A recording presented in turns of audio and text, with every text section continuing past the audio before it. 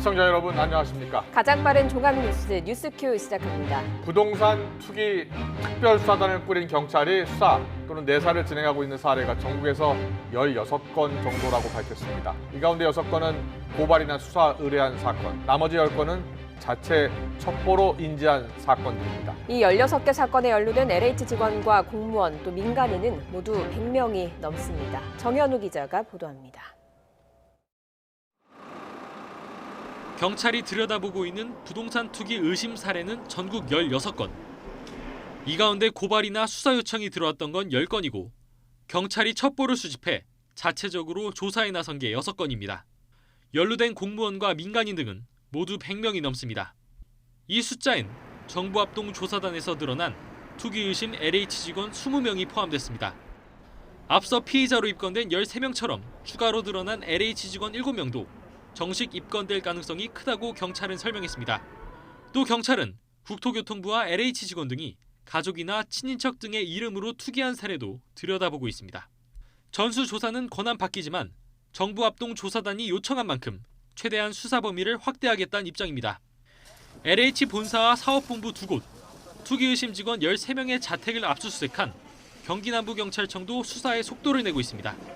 압수한 휴대전화와 컴퓨터 등에 대한 포렌식 분석은 늦어도 다음 주 초까지 마치고 LH 직원들을 소환 조사한다는 계획입니다. 일부 직원 집에서 나온 신도시 개발 관련 지도가 투기 혐의와 관련이 있는지도 살피고 있습니다.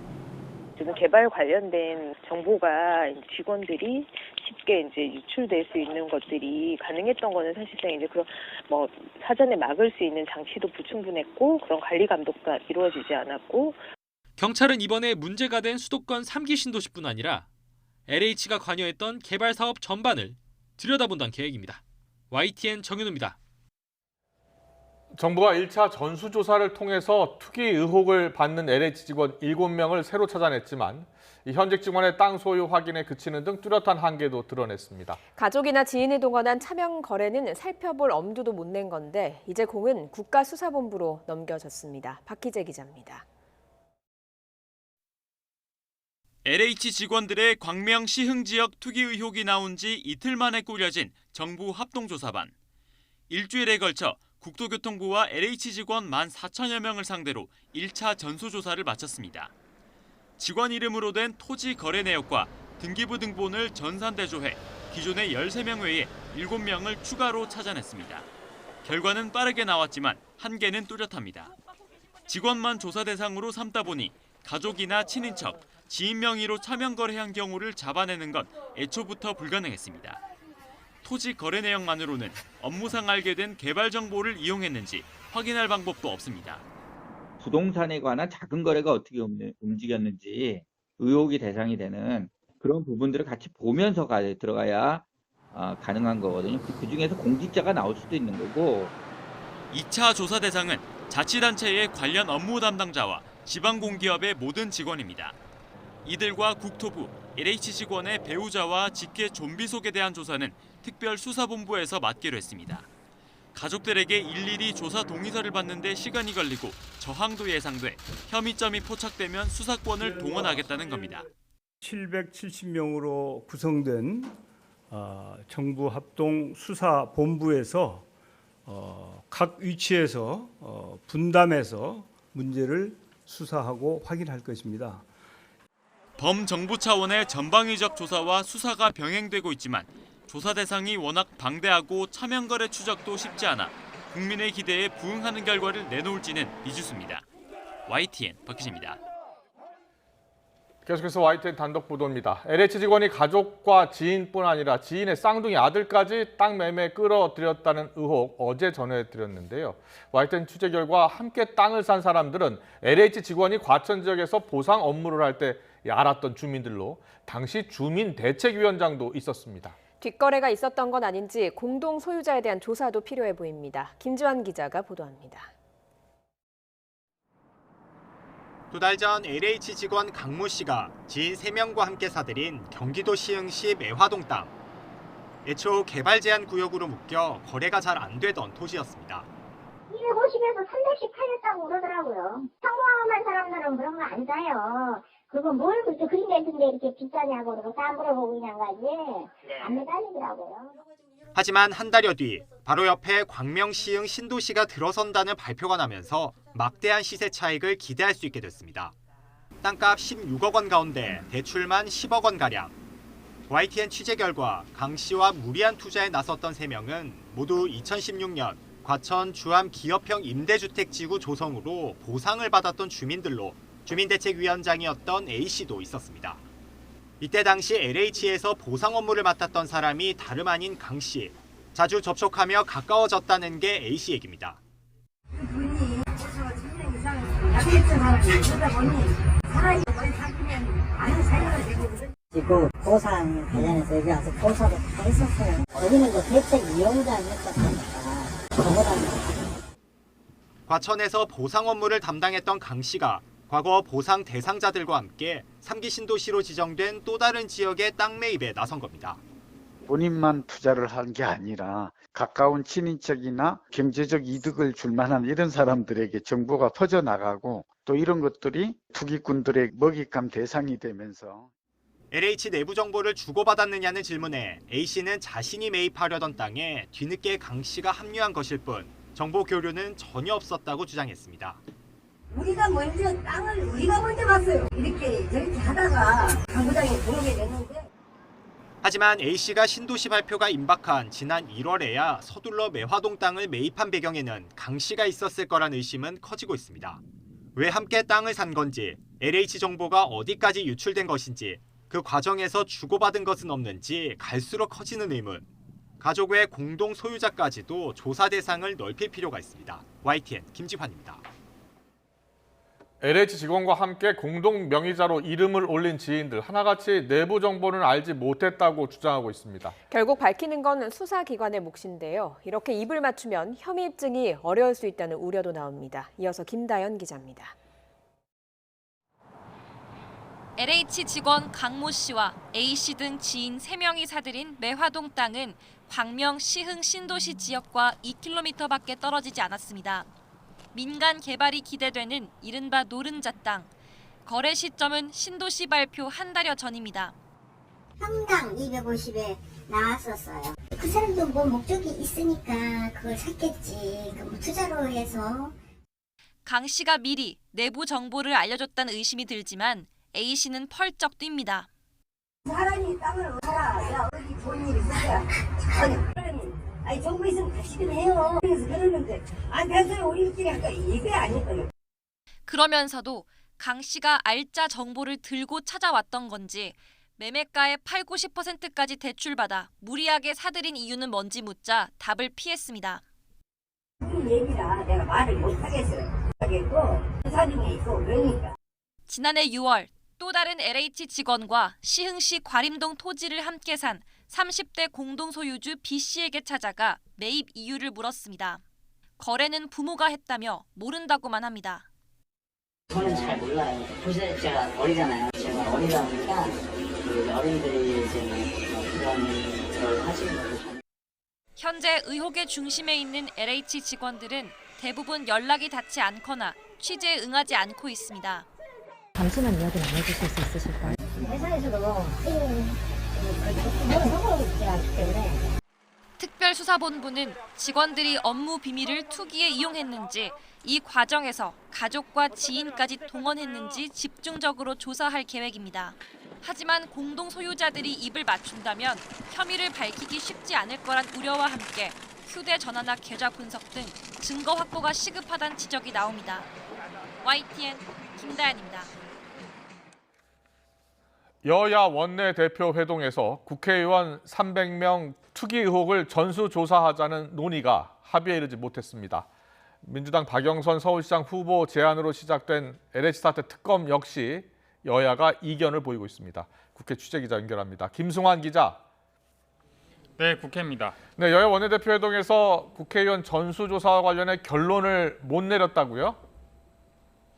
네, 민주당 김태년 원내대표와 국민의힘 주호영 원내대표 서로에게 요구만 하다가 헤어진 셈이 됐습니다. 민주당이 함께 조사에 착수하자고 하니까 국민의힘은 민주당 먼저 조사하면 하겠다고 맞선 건데요. 여야 원내대표의 발언부터 들어보겠습니다. 지체할 이유가 없을 것 같습니다. 소속 의원들, 양당 국회의원들의 정보 제공 동의서부터 여야가 함께 제출을 해서 바로 조사에 착수할 수 있고요.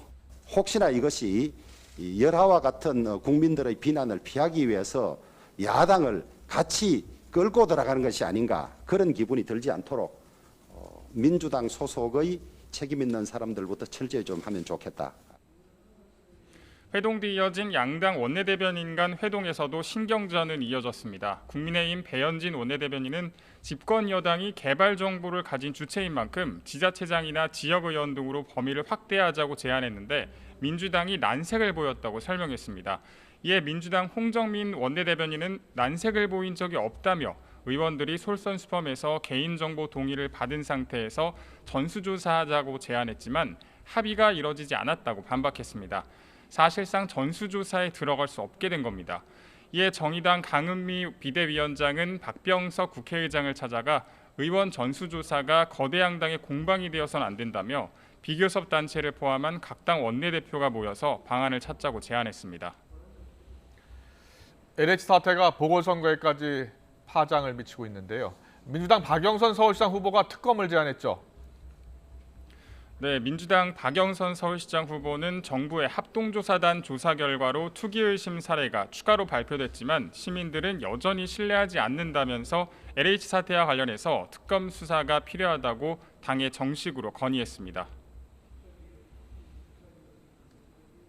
과거부터 우리 사회 관행처럼 이어온 투기의 고리, 이번 기회에 완전히 절연해야 합니다. 이를 위해서 당에 제안합니다. 특검합시다. 저 박영선 특검을 정식으로 건의합니다. 하지만 국민의힘, 국민의당 후보들은 선거용이라며 싸늘한 반응을 보였습니다. 오세훈, 안철수 두 후보의 말도 차례대로 들어보시죠. 참 정말 전대미문의 정부입니다. 멀쩡한 수사권을 가진 검찰을 손발을 묶어놓고 진작에 일할 수 있는 상황 시기는 다 놓쳐놓고 뒤늦게 특검을 하자고 그럽니다. 특검 건의가 단순히 선거를 위한 그런 주장이라면 그것은 국민을 속이는 길입니다.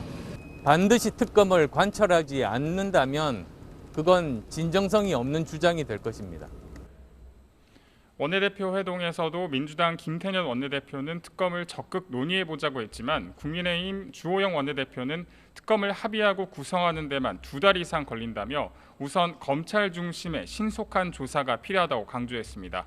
LH 사태에 따른 파장이 커지면서 민주당에서는 각종 제안이 나오고 있지만 국민의힘은 국회의원 전수조사는 물타기, 특검은 시간 끌기 작전이라는 입장이어서 여야 간 합의는 쉽지 않아 보입니다. 지금까지 국회에서 YTN 김승환입니다. 대구시가 지역에서 한국토지주택공사, LH가 주관해 사업한 공공택지와 산업단지 등에 대한 투기 의혹을 조사하기 위한 합동조사단을 꾸렸습니다. 조사 대상은 대구에서 LH가 주관한 공공주택지구 3곳과 산업단지 2곳, 또 대구도시공사가 주관한 7개 사업지구 등 모두 12곳, 13,920필지입니다. 홍남기 부총리 겸 기획재정부 장관은 오늘 아침 열린 부동산 시장 점검 관계 장관 회의에서 시장 안정을 위해 주택 공급 대책은 일관되게 추진해야 한다고 강조했습니다. 그러면서 이사 공급 대책을 포함한 부동산 정책은 이미 발표한 계획과 일정에 따라 진행해 나가겠다고 말했습니다. 이에 따라 15만 호 규모의 남은 신규 공공택지 입지도 준비와 검증을 거쳐 다음 달 중 발표하고 오는 7월로 예정된 3기 신도시 사전 청약 일정도 계획대로 진행하겠다고 덧붙였습니다. 보시는 건 LH 홍보 영상입니다. LH 직원 땅 투기 의혹 이후 비판하는 댓글들이 달리고 있습니다. 우리는 한 걸음 더 멀리 봅니다라는 글에는 그래서 신도시 예정지에 땅을 사고 나무를 심었습니다라는 댓글이 달렸고요. 모두의 희망을 모아서라는 글에는 댓글이 짓밟았습니다라는 댓글을 달렸습니다. 이 댓글을 달면서 LH 사태에 대한 분노가 표현되고 있습니다. 패러디도 쏟아졌습니다. 이 야 너도 할 수 있어라는 유행어를 남긴 영어 학습 사이트 광고죠. LH 아침 조회 시간 풍경이라면서 야 너도 그 땅 샀어? 라고 패러디가 되고 있고요. 밀레가 그린 명화는 3기 신도시의 예정지에 묘목을 심는 사람들로 바뀌었고요. 영화 포스터 그리고 동화책 예능 프로그램까지 보시다시피 각종 내라는 글자엔 대신해서 LH라는 글자가 붙었습니다. 분노가 담긴 신조어도 등장했습니다. 내가 하면 로맨스, 남이 하면 불륜이라는 말인 내로남불은 LH로남불로 바뀌어서 LH가 하면 노후 준비, 남이 하면 불법이라고 지적을 하고 있고요. 내 돈 주고 내가 샀다라는 신조어인 내돈내산은 LH돈, LH산으로 패러디됐습니다. 소개팅에선 LH 다니는 사람이 최고라고 현 사태를 조롱하는 패러디 사진도, 또 주사위를 굴려서 땅을 따먹는 보드게임 모두의 마블은 LH 모두의 마블로 바뀌어서 마음만 먹으면 3기 신도시를 차지할 수 있었다며 LH 직원들을 우회적으로 비난하고 있습니다. 지난 2019년 논란이 됐던 LH 행복주택 광고도 소환이 됐습니다. 버스 정류장에 붙은 광고였는데요. 두 사람의 SNS 메신저 대화 형식의 광고를 재현해봤습니다. 한 사람이 너는 좋겠다, 부모님이 집을 얻어주실 테니까 라고 부럽다라고 말을 하자 상대방은 부모님의 힘을 빌리지 않아도 되니까 네가 더 부럽다라고 합니다. 이 광고의 취지가 부모 도움을 대신할 수 있는 행복주택이 있다라는 뜻이었겠지만 공감 능력이 떨어진다는 비판이 컸습니다. 누리꾼들은 이게 LH의 생각이었구나. 이제야 이 광고가 이해가 된다면서 LH에 대한 신뢰를 산산조각 난 신뢰를 표현했습니다. 기가 막히는 패러디에 웃음이 나긴 하지만 이 조롱과 해악은 바로 분노입니다. 국민권익위원회가 지난해 9월 우리 사회가 공정하다고 생각하는지 설문조사를 벌였습니다. 불공정하다고 생각하는 사람이 보시다시피 절반을 넘었고요. 공정하다는 사람은 9% 정도에 불과했습니다. 이번 LH 사태로 우리 사회가 불공정하다고 생각하는 사람은 더 많아졌을 것으로 예상이 되죠. 집값을 잡겠다는 정부의 말만 맞고 기다리다 이제는 영혼까지 끌어모아도 사기 어려워진 아파트 가격을 지켜보면서 허탈했던 우리 20, 30대 청년들은 이제 분노를 넘어서 영혼까지 털리는 기분까지 느끼고 있다고 토로하고 있습니다. 쪼개기나 알박기나 제가 들어보긴 했는데 진짜 하는 줄 몰랐고 그것도 공무원들이 한다니까 좀 더 충격이 컸던 건 있는 것 같아요. 어째 보면 빚 빼먹고 이런 거잖아요. 그래서 약간 저로선 배신감 느낀 거죠. 좋은 의도로 출범했다고 할지라도 LH의 권한은 너무 비대해졌습니다. 토지 수용권, 공공택지 독점 개발권, 용도 변경권까지 맘먹으면 토지를 수용하고 개발하고 또 용도도 변경할 수 있었으니 LH 내부에서 유혹은 컸을 겁니다. 너무 많은 권한이 한 곳에 집중되면 부패하기 마련이죠. 정세균 국무총리가 환골 탈태 수준의 LH 개혁 방안을 마련하겠다고 했죠. 쏟아지는 패러디 속에는 속 터지는 국민의 마음이 담겨 있다는 걸 정부는 잊지 말아야 할 것 같습니다.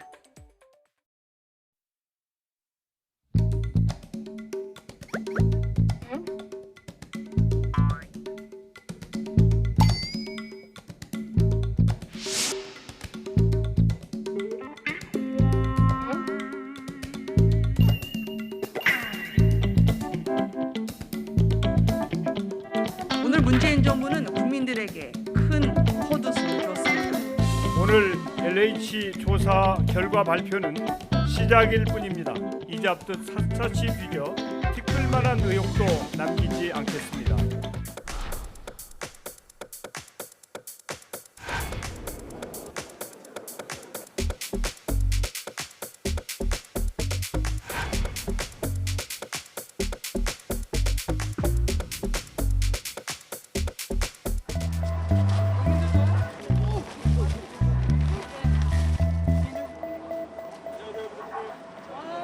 공기를 농민에게 되돌리도록 하겠습니다. 발로 차주십시오.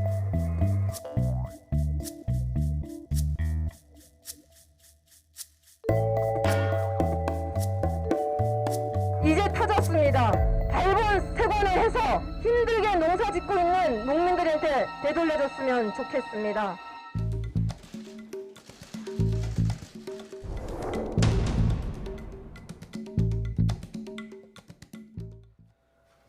네, LH 투기 의혹으로 나라 전체가 시끄럽죠. 정부는 일단 이사 공급 대책을 포함해서 흔들림 없는 부동산 정책 이어가겠다는 입장이지만 정부 정책에 대한 불신도 커지고 있는 게 사실입니다. 네, 공복 정책의 차질은 다시 부동산 시장 불안으로 이어질 수 있죠. 관련 현황 한국투자증권 김규정 자산승계연구소장과 함께 얘기 나눠보겠습니다. 어서 오세요. 어서 오십시오. 네, 안녕하세요. 안녕하십니까. 부동산 전문가시니까 여러 가지 물어볼 게 많습니다. 먼저요, LH 직원들의 투기 의혹과 관련해서 어제 일단 1차 조사 결과가 나왔잖아요. 생각보다는 좀 맹탕 조사가 아니냐 이런 비판도 있어요. 어떻게 보셨어요? 네, 일단 1차 조사기는 한데 추가로 이제 발표된 인원수 자체가 네. 단 7명이어서 예. 시장에서 조사 결과가 너무 미약하다라는 지적이 나왔죠. 열흘이나 걸렸는데 네. 조사된 사람이 그거밖에 없다니라는 게 굉장히 좀 실망감을 준 상황이고 예. 추가로 뭐 이제 가족이라던가 네네. 차명 거래에 대해서 예. 이제 확대 조사를 한다고는 하고 지역이나 대상 기관 또 지자체 이런 것도 확대하겠다고는 하지만 예. 이런 확인 방식으로 예. 몇 네. 명이나 더 확인을 할 수 있을 거냐라는 예. 이제 걱정들이 많아지는 것 같습니다. 예. 이번 사태가 어쨌든 3기 신도시 광명 시흥에서 불거지긴 했지만 어떻습니까? 3기 신도시 개발 예정지에서 이런 투기가 좀 성행하고 있다 이런 소식이 그전에도 들렸습니까? 뭐 3기 신도시만은 아니고요. 예. 사실은 이제 아파트나 주택을 새로 공급할 수 있는 택지가 개발되는 지역에서는 사실상 기존의 땅의 가치가 급격하게 높아지고 그렇죠. 예. 상당한 수익을 기대할 수 있는 게 네. 이제 사실이다 보니까 예. 개인들의 투자도 이제 투기 형태의 투자도 굉장히 많았고요. 뭐 이를테면 뭐 급격하게 이제 발표되기 직전에 예. 뭐 공동지분 형태로 투자 거래 건수가 마구 늘어난다던가 예. 그런 곳이 전국에 산재에 있더라고요. 그렇죠. 지금. 그리고 실제로 이제 보상 업무를 하다 보면 이제 보상금을 높이기 위한 목적의 이제 여러 가지 방법들이 이제 나무 동원된 심기, 비닐하우스 토지들이 설치 이런 것들이요? 많이 나왔었기 때문에 사실 일상적으로 개인분들도 이런 개발 정보를 조금이라도 이제 미리 취득한 경우에는 투기적 거래를 하는 경우들이 사실상 만연해 있는 상태였고요. 예. 시장에서 그동안 뭐 밝혀진 적은 없습니다만 그런 정보들을 실질적으로 먼저 접할 수 있게 되는 이제 관련 기관이나 예. 공무원들의 이제 이용도 당연히 있지 않겠느냐라는 의심은 사실 시장에서 있어 왔던 게 사실입니다. 그동안은 근데 예. 뭐 실제로 뭐 제보나 첩보 같은 것들이 조사로 이어진 사례들이 거의 없었던 거죠. 예. 혹시 주변에 아는 분들 중에 LH 직원들이 있었습니까? 왜 저도 뭐 부동산 업계에 있으니까 예. 뭐 LH 분들 아시는 분들 당연히 있습니다. 근데 예. 뭐 그분들이 그런 거에 연루가 됐는지까지는 예. 뭐 개인적으로는 잘 모르겠지만 예. 실제로 아무래도 이제 직접 그런 택지 개발 사업 자체를 예. 전담하시는 공기관이고 네. 주무 부서의 이제 직원들이다 보니까 아무래도 개발 정보나 이런 것들은 앞서 알게 되는 게 당연한 상황이거든요. 예. 근데 이제 이런 정보들을 투기적으로 사용하는 것에 대한 제한을 할 수 있는 제재를 할 수 있는 이제 법들이 사실상 그동안 없었기 때문에 그랬군요. 뭐 예. 이를테면 이해충돌 방지법이라든가 이런 것들이 얘기는 됐었지만 그동안 사실 그렇죠. 국회에서 만들어지진 않았었죠. 그러다 보니까 그랬습니다. 이제 이런 예. 것들이 좀 불법적으로 사용됐을 거다라는 의심들은 시장에서 사실 상당히 많았었던 예. 게 사실입니다. 그랬었군요. 예. 그 정부가 2차 신규 택지도 예정대로 발표를 하겠다. 지금 남은 부분들에서 발표를 하겠다라고 했는데 뭐 거론되는 곳들이 몇 군데가 사실 있습니다. 이런 곳에서도 좀 투기 정황이 드러나지 않을까 예. 우려하는 목소리도 있거든요. 아마 발표 직전에 뭐 급격하게 거래를 좀 하신 경우들, 뭐 지분 투자 형태의 뭐 법인 투자라든가 예. 공동 투자 혹은 대출 금액이 좀 너무 많거나 네. 뭐 이런 경우에는 사실은 좀 의심의 여지들이 있을 것 같아요. 그래서 예. 아마 3월 말에 이제 추가적으로 택지 개발 예정지들을 발표하겠다고는 하는데 그것과는 별개로 네. 이번 조사에 이어서 전국적으로 새로 이제 택지 지정이 되거나 네. 후보지로 발표되거나 예. 혹은 LH가 관여했던 사업들에 대해서는 전반적으로 확대 조사가 돼야 되지 않나 싶습니다. 예. 한번 확대 조사할 필요가 있다. 그러니까 택지 개발 지역으로 지정되기 직전에 거래가 많았던 그렇죠. 그리고 그 거래 중에 대출이 많았던 네, 그런 것들도 그런 거래를 충분히 찾아봐야 의심해 볼 되겠죠. 수가 있습니다. 예, 그리고 의심할 수 있는 아니면 부분. 이제 예. 그 후보지로 지정된 곳들 중에서 뭔가 이런 지분형 투자라던가 이렇게 좀 개인들은 보통 사실은 공동 투자를 그렇게 좋아하는 방식들은 아니어서 그렇죠. 이제 예. 자금을 모아서 직전에 의심할 공동 기간 소유. 동안에 예. 네, 뭐 법인 형태 투자나 이런 것들이 늘어난 경우에는 네. 혹시 이제 자금의 흐름이 좀 이상하다던가 네. 뭐 차명으로 자금이 들어와서 투자를 했다던가 예, 예. 금융권 대출이 좀 과도하게 너무 잘 진행이 된 것 같이 많다던가 예. 뭐 이런 것들에 대해서는 뭐 의심 조사 대상으로 올려서 조사해 볼 필요가 좀 있다는 거죠. 그래서 대상이나 지역들이 좀 많아져야 될 것 같은데 지금 후속 발표에서 보면 특수본이 이제 조사하고 있는 것도 어떻게 보면 제보나 첩보에 들어온 네. 일부 예, 건들에 예, 대해서만 예. 조사를 하고 있는 상황이다 보니까 일단 시장에서는 네. 뭐 전반적으로 지역이든 뭐 기관이든 확대를 아, 해서 이런 예. 의심 거래들에 대해서는 다 좀 소위 뒤져봤으면 좋겠다라는 얘기들을 하고 계신데 예. 그게 가능할지는 사실 좀 현재로서는 좀 의구심도 듭니다. 예. 왜냐하면 예. 또 모든 개인이나 거래에 대해서 개인 정보나 금융 정보나 이런 걸 다 열어봐야 되는 상황들이 되다 그렇죠. 보니까 예. 이렇게까지 저희가 확대 조사를 할 수 있을 거냐에 대해서도 조금 좀 갸우뚱한 생각이 들기도 합니다. 특히 보통 이제 그런 미공개 정보를 이용하는 분들이 자기 이름으로 투자 안 할 거란 말입니다. 그렇죠. 차명을 만약에 이용해서 투자할 실질적으로 텐데. 이렇게 좀 지자체의 예. 공무원들이라던가 이런 뭐 기관에서 정보를 이용해서 투기를 하신 분들의 경우에는 당연히 좀 실명으로 하시지 않았을 가능성이 많죠. 예. 혹은 이제 본인들이 투자를 하더라도 직접 뭐 차명으로 매입을 예를 들면 뭐 가족이나 지인의 이름으로 차명을 하지 않고 네. 뭔가 법인 형태의 자금만 이제 그렇군요. 예.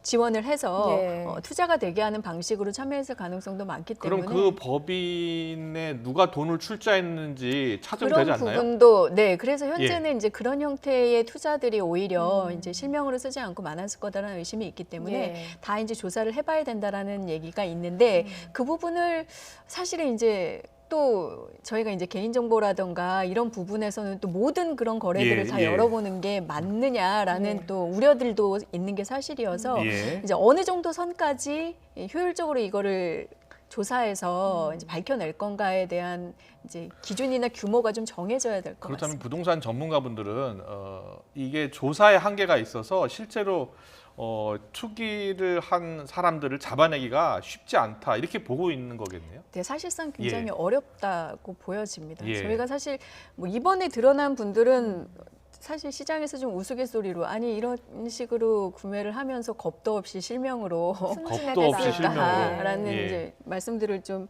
허탈하게 하시기도 하는데 예. 대체로는 만약에 진짜 나쁜 의도를 가지고 이용을 하셨다면 네. 뭐 법인 형태라든가 차명이라든가 뭐 몇 달이 지인을 건너서라든가 좀 밝혀지지 않을 예. 만한 장치를 하셨을 가능성이 많아서 예. 실제로는 저희가 그 주요 신도시들이나 개발지들의 모든 정보를 진짜 금융 흐름이라든가 이런 것까지 다 열어보지 않는 이상 사실상 좀 밝혀내기가 쉽지는 않고요. 그리고 예. 만약에 다 밝혀낸다고 하더라도 사실상 이제 실질적으로 현재 뭐 LH 직원이라든가 이렇게 좀 정보에 접근할 만한 이런 권한이 있는 분들이 아니면 예, 예. 이런 정보를 뭐 어디서 얻어서 이렇게 악용을 했는지를 밝혀내는 것 예. 자체도 쉽지는 않을 거다라고 보여집니다. 예. 네.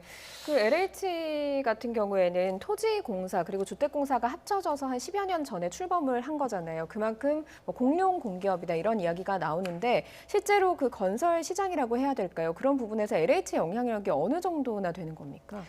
일단 택지 개발할 수 있는 공기관이라는 게 상당한 이제 파워라고 볼 수 있습니다. 네. 실제로 이제 신도시나 주택 공급을 할 수 있는 택지를 지정하고 이제 개발하고 이런 권한들을 갖고 있다 예. 보니까 일테면 건설 업체들의 입장에서도 그런 신도시에서 예. 아파트를 지을 수 있는 땅을 분양받고 이러자면 네. 아무래도 물론 이제 기본적으로 그런 분양받는 거에 대한 절차라든가 기준들, 제도들이 다 있기는 합니다만 네. 상대적으로 그런 뭐 정보라든가 현황이라든가 이런 것들에 대한 뭐 사전 접촉이나 이런 것들이 좀 필요한 경우들이 당연히 있었겠죠. 그래서 뭐, 예. 뭐 뉴스에서 보면 뭐 카르텔이란 단어도 쓰고 예. 뭐 결탁됐을 그런 우려에 대해서도 말씀들을 하시는데 예, 예. 실제로 그런 부분들이 충분히 있었을 것으로 이제 예. 좀 의심이 가는 부분들이 있습니다. 예. 알겠습니다.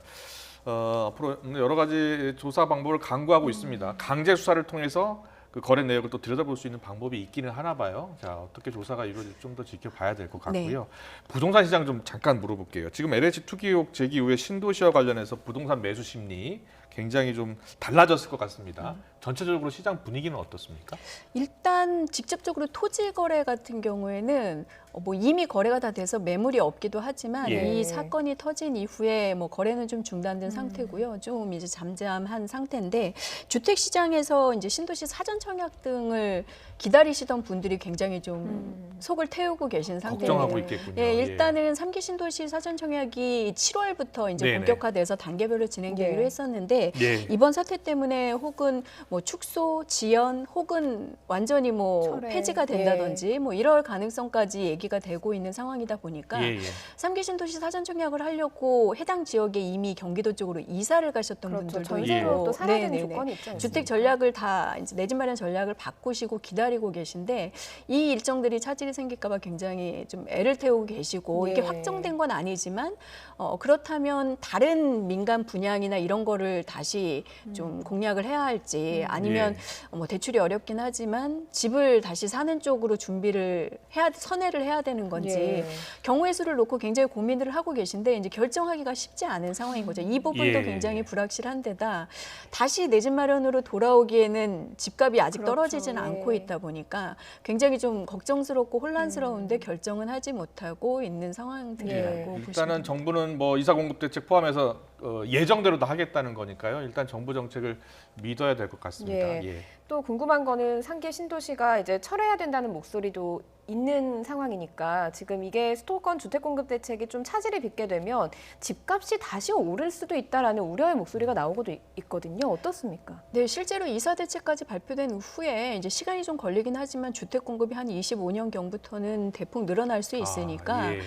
조금 기다려보거나 사전 청약 같은 공공 분양을 좀 이용해 보자라는 이제 전략들이 대두가 됐죠. 그래서 실제로 뭐 한국부동산원이 발표하는 주간 아파트 시황을 보시면 상승세가 이어지곤 있습니다만 주간 상승폭 자체는 계속 둔화되는 예. 양상이 최근에 나타났었는데 전세값도 좀 안정을 네, 찾는 맞습니다. 분위기고요. 둘 다 이제 상승폭이 둔화되면서 오르긴 하지만 그렇게 막 계속해서 급등하는 양상은 아니겠다. 이제 공급이 본격화되면 좀 더 그렇죠. 진정될 예. 수도 있겠다라는 이제 기대들이 좀 있었는데요. 최근에 금리가 오르면서 사실 대출 이용하기도 점점 부담스러워진 예. 상황이기도 하고요. 예. 근데 만약에 여기서 이 LH 사태가 굉장히 좀 큰 사태로 이제 확장이 되고 사회적인 뭐 이해나 공감을 얻지 못하고 이제 불신이 커지면 아무래도 3기 신도시 사전 청약부터 시작해서 일정들을 진행하는 게 사실상 좀 어려워질 수 있고 더 크게 나아가서는 이사 대책에서 이 신도시 공급뿐만 아니라 도심의 역세권 지구나 재건축을 통해서 공급하기로 했던 부분들도 전반적으로 차질을 빚을 수 있다라는 우려들이 상당히 많습니다. 게다가 이번 정부의 이제 임기가 얼마 남지 않은 상황이다 보니까 이런 것들 때문에 지연되다가 그냥 유야무야 또 다음 정부로 이제 공급 계획 같은 것들 정책이 또 이첩되는 상황들이 벌어질까봐 상당히 좀 걱정들이 많은데요. 개인적으로 볼 때는 이번 사건의 조사를 명명백백히 하고 이제 환수 조치라든가 재발 방지법을 만드는 거는 또 한쪽에서 계속 진행을 해야 되지만 이미 결정된 공급 계획은 또 차질 없이 진행이 돼야 될 것으로 보여집니다. 이걸 또 미루게 되면 저희의 이제 수도권이나 대도심 중심의 이제 새 아파트나 주택 공급 수급 불균형이 더 오랫동안 해소되지 못하는 부분들이 있고 이미 이 계획을 보고 또 사전 청약이나 이런 걸 또 준비하시는 실수요자분들도 피해를 볼 수 있기 때문에 이 부분들은 계속 진행이 돼야 될 거다라고 보여지고요. 다만 이 사업을 전담하고 있는 LH 자체에 대한 신뢰도가 너무 떨어지기도 했고 이 공공이나 공정성을 내세워서 정부가 발표했던 공공의 직접 시행 혹은 공공 주도 이제 주택 공급 사업들 자체가 의미가 많이 퇴색하기는 했습니다. 그래서 이것들을 계속 유지할 것인지에 대한 사회적인 논의도 좀 있어야 될 것으로 보입니다. 맞습니다. 알겠습니다. 정부의 정책을 지금 믿고 기다리는 분들이 많습니다. 정부가 부동산 정책 신뢰를 빨리 찾기 위해서는 일단 이 투기 세력을 뿌리 뽑아야 되겠죠. 맞습니다. 그리고 예정대로 공급 대책을 추진이 돼야 되겠습니다. 지금까지 한국투자증권 김규정 소장님과 이야기 나눠봤습니다. 잘 들었습니다. 고맙습니다.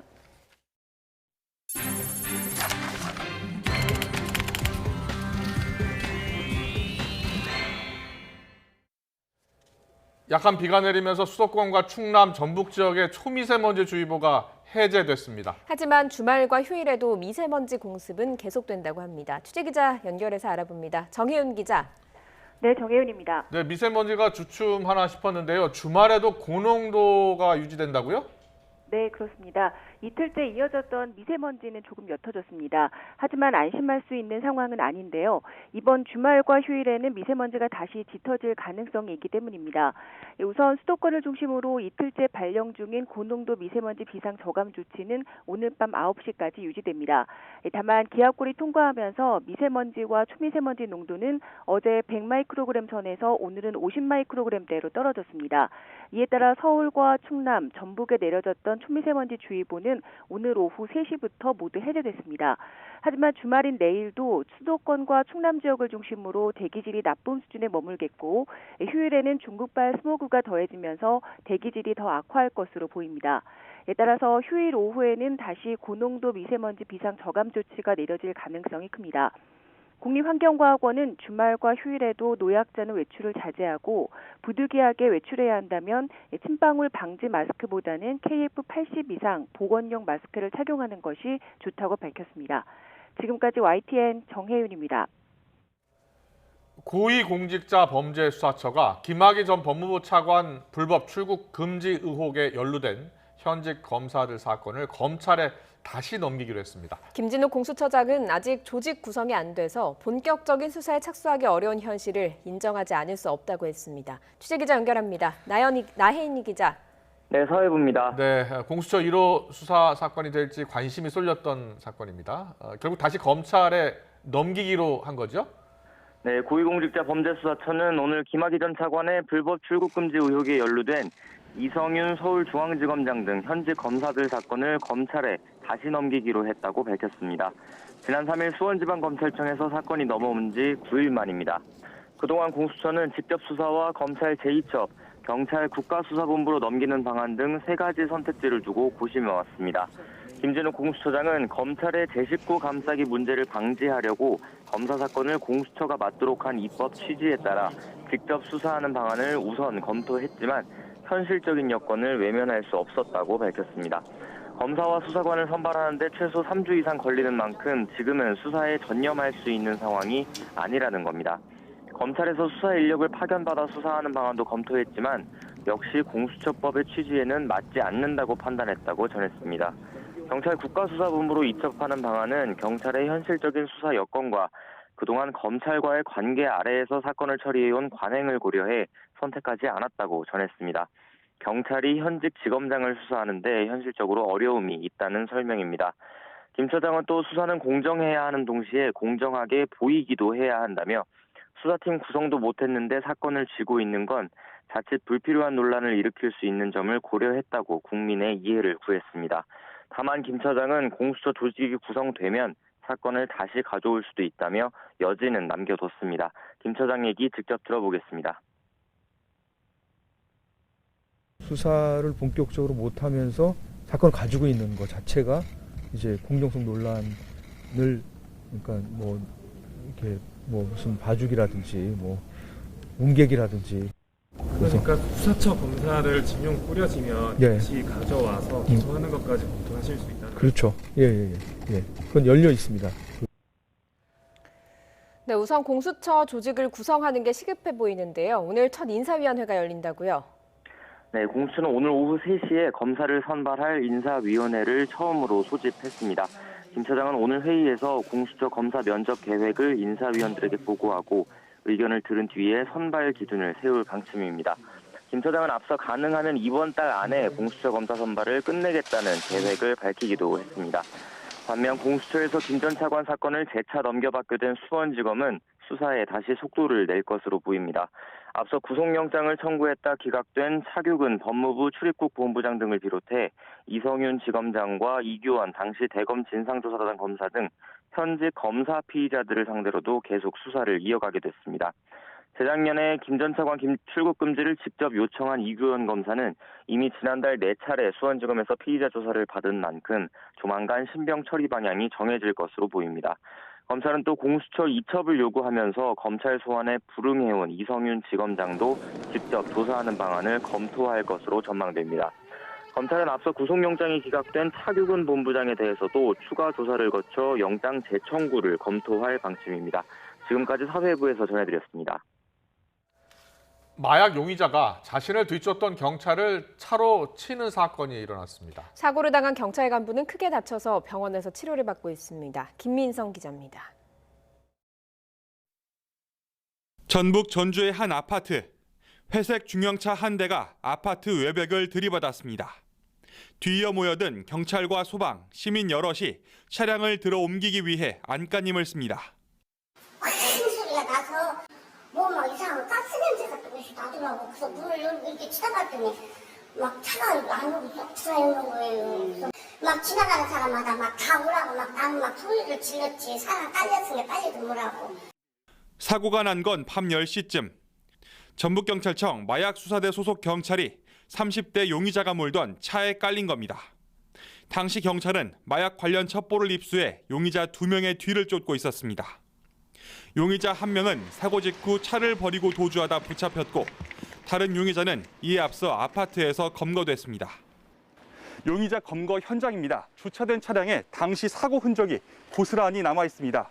도주 차량은 이 차를 스쳐 아파트 외벽을 들이받고 그대로 멈춰섰습니다. 가슴과 발목을 심하게 다친 경찰은 병원에서 치료받고 있습니다.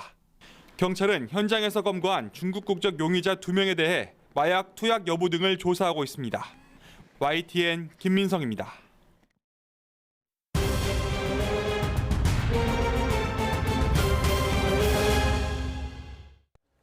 코로나19 신규 확진자가 나흘 연속 400명대를 기록했습니다. 지난 한 주일 동안 집계에서도 하루 평균 확진자 수가 400명을 넘어선 상황입니다. 답답한 정체 국면 속에 확진자가 줄지 않자 정부는 사회적 거리두기 단계를 2주 더 연장하기로 했습니다. 취재기자 연결합니다. 김종균 기자. 네, 사회부입니다. 네, 모레 끝나는 현행 거리두기 단계가 2주 더 연장되는 거죠? 네, 그렇습니다. 중앙재난안전대책본부는 현재 거리두기 단계를 오는 28일까지 2주간 더 연장하기로 했습니다. 4차 유행 방지와 백신 접종의 차질 없는 진행을 위해서입니다. 5인 이상 사적 모임 금지도 유지됩니다. 다만 거리두기 장기화에 따른 불편 해소를 위해 일부 조치는 완화합니다. 이에 따라 결혼을 위한 상견례, 6살 미만 영유아 동반은 예외를 적용하되 8명까지 허용하기로 했습니다. 이미 예외가 적용되어 온 직계가족 모임도 8명 인원 제한 조치를 받습니다. 그동안 영업 자체가 제한됐던 돌잔치 전문점도 예외를 적용하는데 거리두기 2단계인 수도권에선 99명까지 돌잔치에 참석할 수 있습니다. 수도권의 국공립 카지노 역시 제한적으로 운영이 허용됩니다. 중대본은 또 외국인 근로자가 많은 사업장의 방역 관리를 강화하기로 했습니다. 수도권 다중이용 시설도 2주간 일제 점검 대상입니다. 특히 수도권의 목욕탕은 수면 공간에 감염 위험이 높은 점을 고려해 밤 10시 이후 야간 영업을 제한합니다. 대신 사우나, 찜질 시설 운영은 가능한데 이용자 간 최소 1m 거리를 둬야 합니다. 지금까지 사회부에서 YTN 김종길입니다. 정부가 거리두기 단계를 2주 연장하자 소상공인 단체들은 유감을 표했습니다. 소상공인연합회는 논평을 통해 이같이 말하며 영업시간 보장과 고객 인원 제한 완화를 촉구했습니다. 또 대형 유통시설은 아무 제한 없이 사람들로 북적이는데 소상공인에게 무조건적인 희생이 강요된다며 불만을 표했습니다. 경남 진주에 있는 목욕탕에서 코로나19 집단 감염이 발생해 방역당국에 비상이 걸렸습니다. 진주시는 지역 내 모든 목욕탕을 집합금지하고 사회적 거리두기를 2단계로 높였습니다. 취재기자 연결합니다. 이윤재 기자. 네, 전국보입니다. 네, 진주 목욕탕에서 80명이 넘는 확진자가 나왔습니까? 그렇습니다. 진주에 있는 파로스 헬스 사우나라는 목욕탕과 관련해 확진자가 잇따르고 있습니다. 지난 10일 코로나19에 확진된 한 명이 다녀간 뒤 연쇄 감염이 이어지고 있는 건데요. 이틀 동안 목욕탕을 다녀간 사람 가운데 85명이 감염됐습니다. 진주뿐 아니라 창원에서도 관련 확진자가 나왔습니다. 첫 확진자의 가족과 지인까지 감염됐는데 이들까지 더하면 관련 누적 확진자는 100명에 육박합니다. 목욕탕 업주와 종사자까지 확진되면서 지역사회는 비상이 걸렸습니다. 진주시는 우선 목욕탕 98곳에 집합금지 행정명령을 내렸습니다. 또 사회적 거리두기를 28일까지 2단계로 높이기로 했습니다. 또 6종류의 유흥시설과 실내체육시설, 노래연습장, 방문 판매업, 파티룸은 방역수칙이 강화되어 밤 10시 이후 영업이 금지됩니다. 경상남도는 경남 지역에서 생긴 집단 감염 가운데 가장 큰 규모라고 설명했습니다. 이어 파로스 헬스 사우나를 방문했거나 방문자들과 만난 사람은 즉시 가까운 보건소에서 검사를 받아줄 것을 당부했습니다. 지금까지 전국부에서 YTN 이윤재입니다.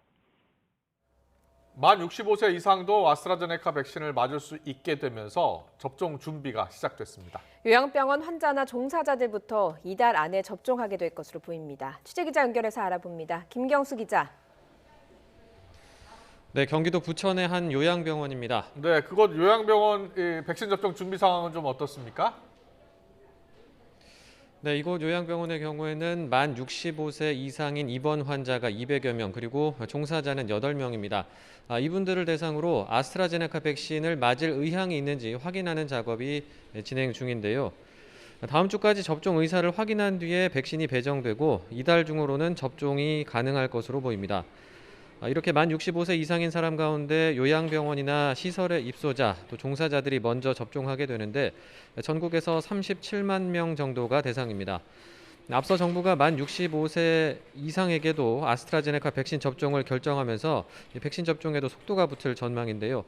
최근 전문가들로 구성된 예방접종위원회는 고령층에도 아스트라제네카 백신의 효과가 인정된다며 사용을 권고했습니다. 영국과 스코틀랜드 등에서 고령층에 접종했더니 예방 효과가 있었다는 겁니다. 다만 65세 이상인 사람들 가운데 고령에 기저질환이 있는 경우가 적지 않기 때문에 혹시 모를 이상 반응에 각별한 대비가 필요해 보입니다. 정부는 조금이라도 건강이 좋지 않으면 백신을 맞지 않게 예진을 철저히 하도록 하고 중증 이상 반응이 나타날 경우 대비할 수 있는 비상응급체계를 가동할 계획입니다. 지금까지 부천의 요양병원에서 전해드렸습니다. 유럽연합이 미국 제약사 존슨앤존슨사의 얀센 코로나19 백신 사용을 승인했습니다. 유럽이 4번째로 승인한 이 백신은 기존 백신들과 달리 한 번만 접종하면 됩니다. 김태현 기자입니다. 유럽연합 집행위원회가 존슨앤존슨의 자회사 얀센이 개발한 코로나 백신 사용을 승인했습니다.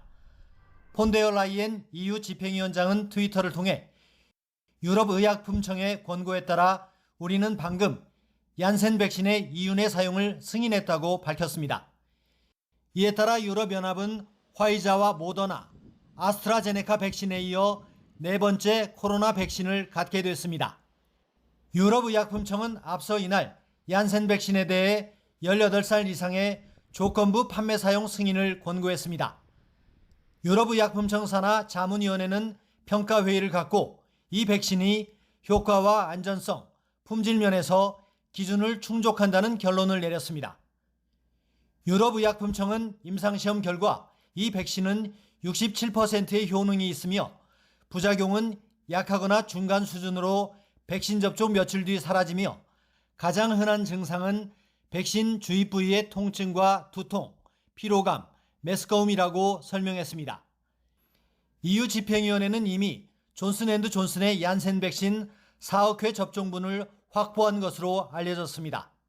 I know it's urgent for all the countries, but for us it's very critical that we deliver high quality, validated vaccines according to the highest standards so that we can guarantee safety, efficacy.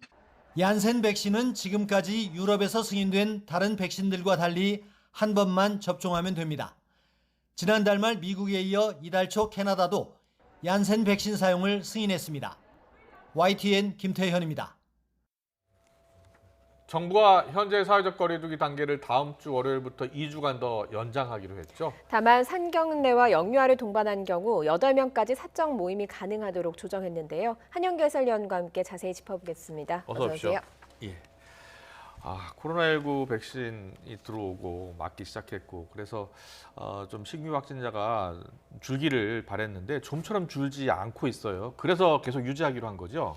네, 그렇습니다. 신규 확진자가 지금 줄지를 않아서 예. 지금 그 코로나19와 방역 당국이 팽팽한 어떻게 보면 싸움을 벌이고 있는 그런 예. 단계인데 지금 예방 접종을 순조롭게 해야 되고 네. 그리고 혹시 올지 모르는 4차 유행도 막아야 되기 때문에 현재의 거리두기 단계를 그 2주간 더 연장하기로 했습니다. 예. 근데 이 지금 현재의 거리두기 단계가 지난달 15일부터 적용이 됐고 2차례 더 연장을 하기 때문에 약 한 달 반 정도 이렇게 계속 이어지게 되게 됩니다. 예. 그래서 이제 소상공인이나 자영업자들은 아무래도 이제 불만이 있고요. 예. 지금 어렵기 때문에. 예. 그래서 이제 어떤 영업 시간이나 인원 제한 이런 것 좀 완화해 주기를 바라고 있습니다. 네.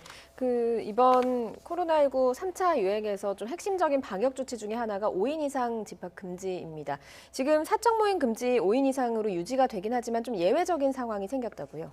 네, 그 현재도 이제 5인 이상 사적 모임 금지가 적용되면서 이제 직계 가족인 경우, 또 돌봄이 필요한 경우, 그리고 임종 가능성이 있는 경우는 예외를 하고 있었습니다. 예. 거기다가 조금 더 예외가 추가됐는데요. 네. 예를 들어서 결혼을 위해서 양가 상견례를 할 경우, 그러면 양쪽 부모님과 결혼할 그 두 사람이라면 사실 6명은 최소 돼야 되는데 예. 5인 그렇죠. 이상 사적 모임 금지는 현실과 좀 안 맞다 보니까 예. 이거는 예외를 적용하기로 했고요. 예. 그리고 6세 미만 영유아를 동반하는 경우에도 그 5인 이상 사적 모임 금지 적용시키지는 않고 8명까지 가능한데 다만 영유아를 제외하고는 4명까지만 너무 많이 모이면 또 감염 위험이 높아진다. 이제 그렇게 본 거고요. 예. 그 또 달라지는 것 중에 하나가 이제 유흥시설 같은 경우에 그 비수도권이 지금 밤 10시부터 새벽 5시까지 영업을 못하게 예. 영업시간 제한이 있는데 이걸 비수도권은 영업시간 제한을 해제하기로 했습니다. 다만 예. 수도권은 여전히 위험성이 높아서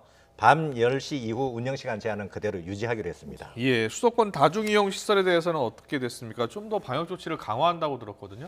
그렇습니다. 지금 수도권은 계속 300명 이상 확진자가 나와서 굉장히 위험한 상황이어서 예. 그 확진자 수를 더 줄이고 좀 더 안정화시켜야 된다고 보기 때문에 예. 수도권 다중이용시설에 대해서는 다음 주부터 2주간 예. 방역 상황을 점검하기로 했습니다. 이제 소관 부처별로 예. 중앙부처에서 직접 점검을 하고 위반 사항이 있으면 지자체에 통보를 해서 과태료 같은 행정 조치를 하겠다는 거고요. 다중 이용 시설이기 때문에 뭐 백화점도 해당이 되고 실내 체육 시설도 해당이 되고 학원이나 식당, 카페 이런 게 다 대상이 됩니다.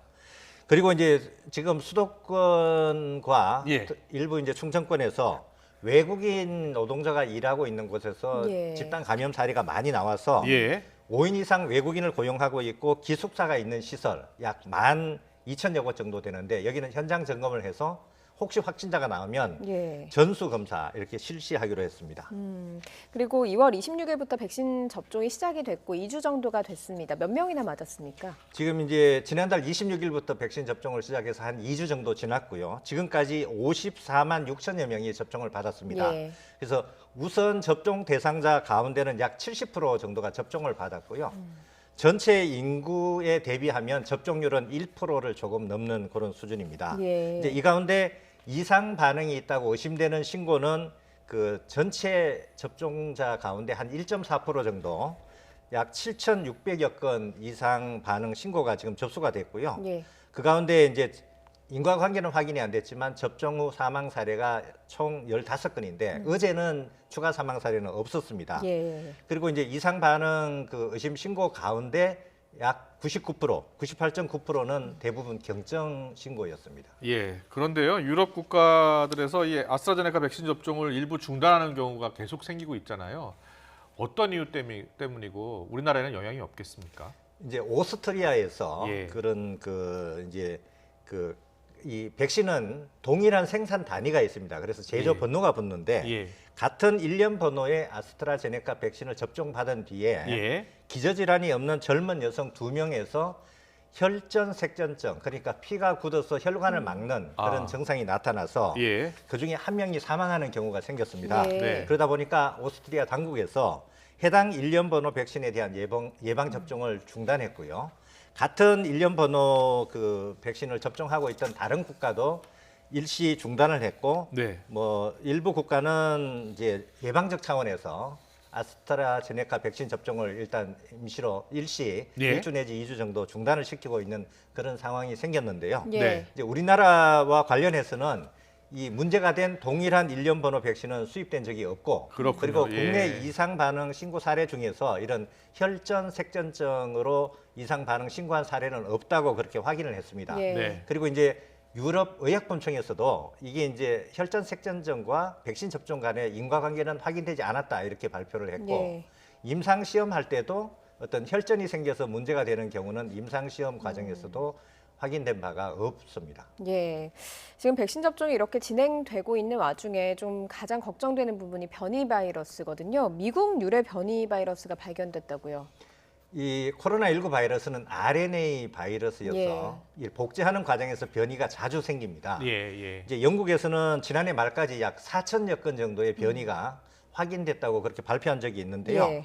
근데 이 변이들 가운데 이제 전파력이라든가 사망률, 백신에 대한 저항력 이런 면에서 좀 영향을 많이 주는 경우는 이걸 주된 변이라고 해서 특별히 관리를 하는데 이런 경우가 영국 변이, 남아공 변이, 브라질 변이가 해당이 되고요. 국내는 182명이 감염이 확인이 됐습니다. 그런데 이런 전파력이나 사망률, 뭐 백신에 대한 저항성, 백신을 회피하는 정도 이런 게 확인이 안 된 경우는 기타 변이라고 그러는데 지금 이제 이런 변이들도 많이 생기고 있습니다. 국내 유입이 확인된 게 미국 캘리포니아주 유래 변이가 있고요. 미국 뉴욕주 유래 변이가 있고 영국 나이지리아 유래 변이가 있어서 총 75건이 확인됐습니다. 근데 문제는 이 가운데 45건의 경우는 해외에 나간 적도 없고 해외에 나갔다 온 입국자와 접촉한 적도 없는데 국내 감염이 확인이 됐습니다. 그중에 11건은 집단 감염과 관련이 있었고요.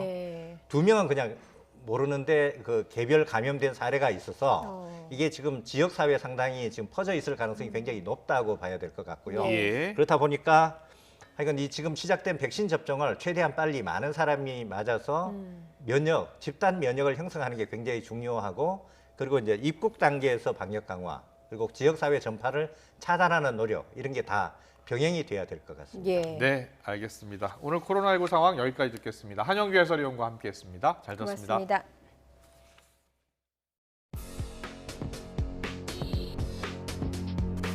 모든 의심과 의혹에 대하여 이잡듯 샅샅이 뒤져 티끌만한 의혹도 남기지 않겠습니다.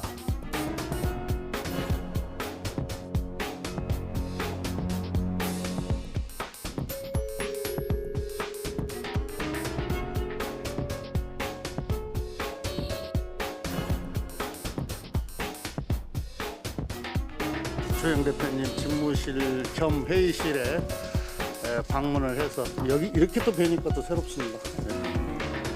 임무가 무겁고 어려우실 텐데 축하도 드리고 위로도 드리겠습니다. 아까 말씀드렸던 여러 가지 조건에 대해서 민주당이 여유롭게 받아주셨으면 하는 바람입니다. 합의되지 않았습니다. 저희가 어제 제안을 했는데요. 그 조사 범위를 확대하자는 제안에 대해서는 민주당에서는 좀 난색을 표하신 것 같습니다. 난색을 표한 적은 없고요. 지금 민주당에서는 자체 전수조사를 다 하고 있고 의원이 되기 전이라도 어떤 공적인 자리에 있었기 때문에 10년 정도의 조사는 필요하지 않을까.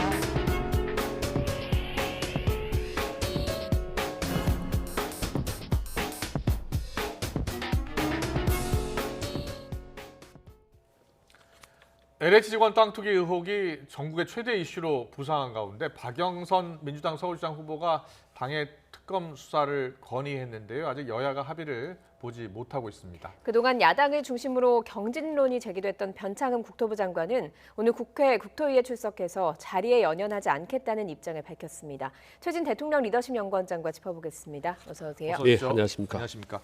네, LH 직원들의 투기 의혹 전국의 큰 이슈로 지금 자리 잡고 있는데 어제 정부가 1차 전수조사 결과를 발표했잖아요. 그런데 실제로 7명만 추가로 지금 확인이 됐습니다. 어떻게 보셨습니까? 그러니까 일단 이제 정세균 국무총리가 발표하는 모습을 봤는데 상당히 그 비감하고 강력한 어떤 의지 이런 게 느껴졌습니다만 다만 이제 내용상으로 보면 아까 시민단체가 13명인데 겨우 7명 좀 추가했다는 데 대해서 과연 국민이 이 정도면 됐다라고 생각하는 사람 몇 명이나 될지 아시다시피 지금 자고 일어나면 확진자가 늘어나는 코로나처럼 지금 매번 이렇게 이제 이 부동산 투기 숫자가 드러나가는데 많이 부족하죠, 미흡하죠. 방금 말씀하신 것처럼 과연 국민 중에 누가 이 정도면 됐다라고 생각할 사람이 있겠느냐라고 이야기를 하셨습니다. 그러자 박영선 민주당 서울시장 후보가 LH 특검 수사를 당에 정식으로 건의를 했습니다. 들어보고 오겠습니다. 저 박영선 특검을 정식으로 건의합니다. 불공정한 이익 취득은 시민의 꿈을 빼앗고 공정을 허무는 반사회적인 행위입니다. 단호하게 책임을 물어야 합니다. 반드시 끊어내야 합니다. 그리고 혁신해야 합니다. 네, 박영선 후보가 특검 카드를 꺼냈습니다. 네. 특검 카드를 꺼낸 이유는 어디에 있을까요? 원래 이런 이제 특검 카드는 이제 원내 대표나 당 대표가 해야 되는 건데요. 예. 이제 박영선 후보가 이제 카드를 제안하고 이제 당 지도부가 수렴하는 형태인데 아시다시피 지금 선거가 눈앞이지 않습니까? 네네. 지금 서울시장 선거의 핵심이 부동산 문제, 주택 문제인데 여기에 지금 어떻게 보면 폭탄이 하나 떨어진 상태이기 때문에 선거 후보인 박영선 후보 입장에서는 빨리 뭔가 큰 불을 꺼야 되기 때문에 특검 카드를 꺼냈다고 보는 거고요. 아마 지역을 이렇게 지역구나 이렇게 선거구 다니면서 이대로 가면 큰일 나겠다라는 거를 누구보다 아마 크게 체감을 했을 겁니다.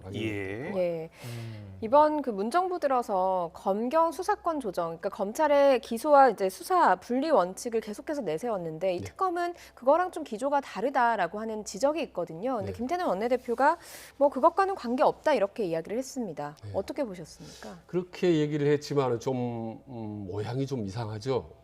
불과 얼마 직전까지 이 적폐청사회와 검찰에 대해서 대대적으로 쇄신해야 된다라고 맹렬히 당 차원에서 공격을 하다가 이제 어떻게 보면 검찰에 다시 이제 SOS를 이제 요청한 그런 상태 아닙니까?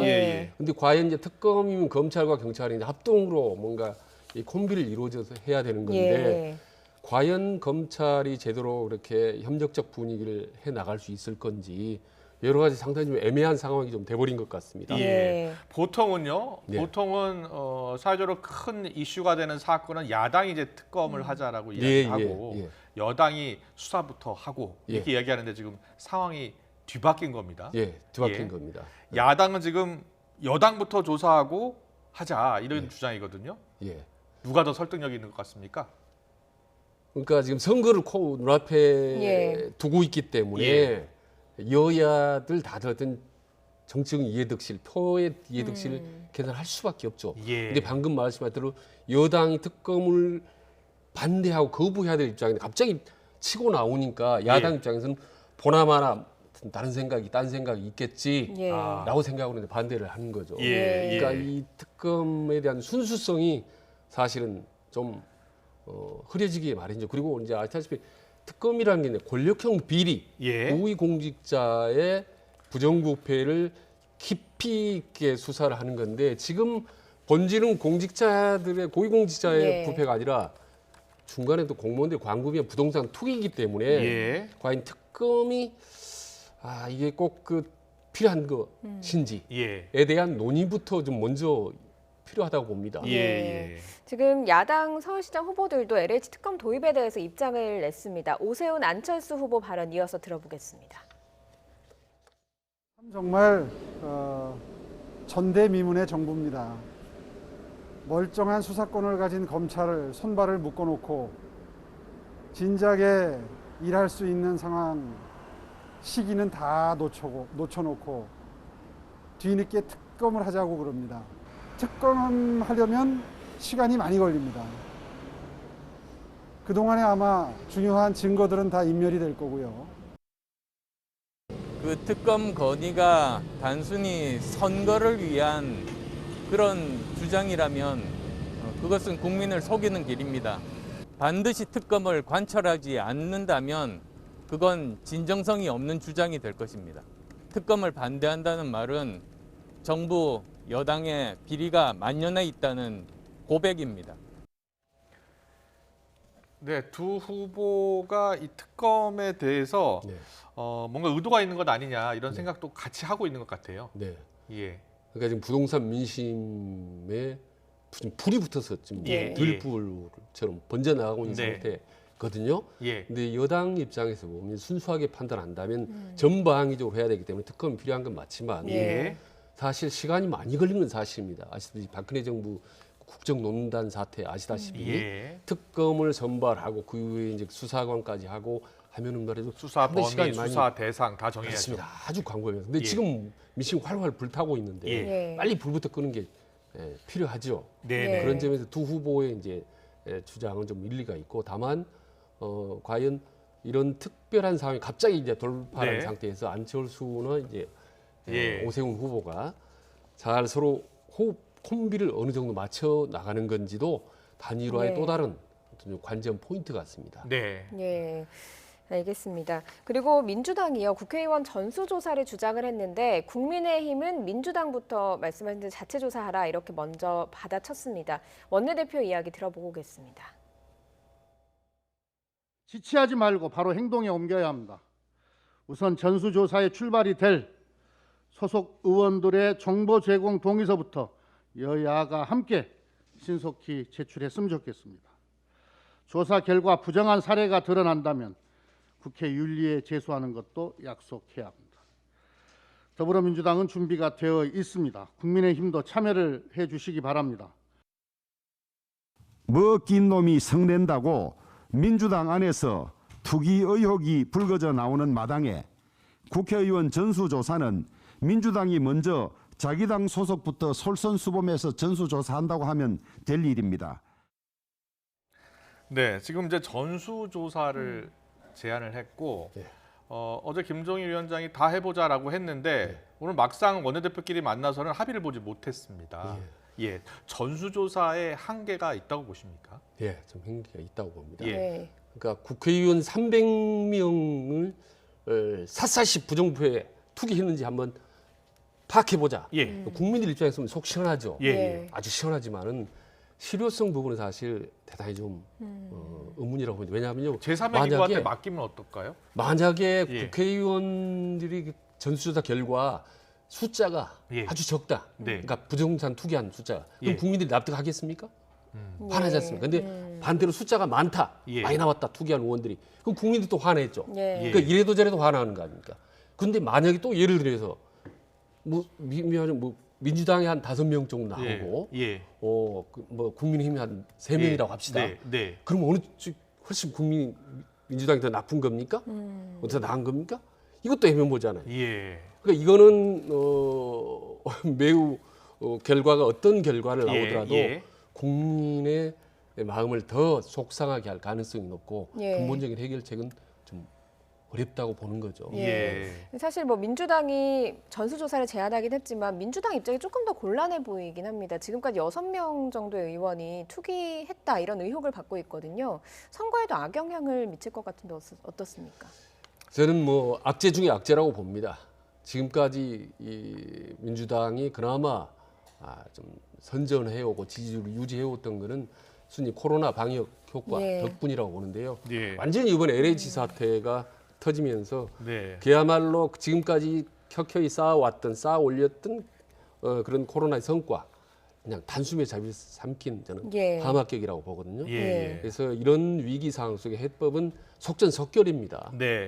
아까 특검도 좋은 해법일 수 있지만은 선거가 눈앞에 두고 민심이 완전히 최악의 상태에서는 빨리 해줘야 되는 거죠. 어제 이제 총리께서 사과를 하셨지만 사실은 대통령이 빨리 나서야 줘야 됩니다. 지금 뭐 대통령 대통령이 적극 나서야 한다 이런 말씀해 주셨는데 지금 청와대가 잠시 뒤 브리핑을 할 예정이라고 하거든요. 청와대를 잠깐 연결해서 보겠습니다. 오늘도 문재인 대통령이 이 LH 사건 관련해서 1차 조사는 이제 시작일 뿐이다라고 이야기를 했고 또 투기 전모를 지금 드러내야 한다라고 강조를 했습니다. 그리고 차명 거래 여부도 철저하게 수사를 해야 할 것이다. 이렇게 문 대통령이 오늘 낮이었죠. 청와대 대변인을 통해서 이야기를 한 바가 있는데요. 지금 LH 직원 투기 의혹 관련해서 지금 청와대에서 지금 정만호석의 발표 내용 들어보겠습니다.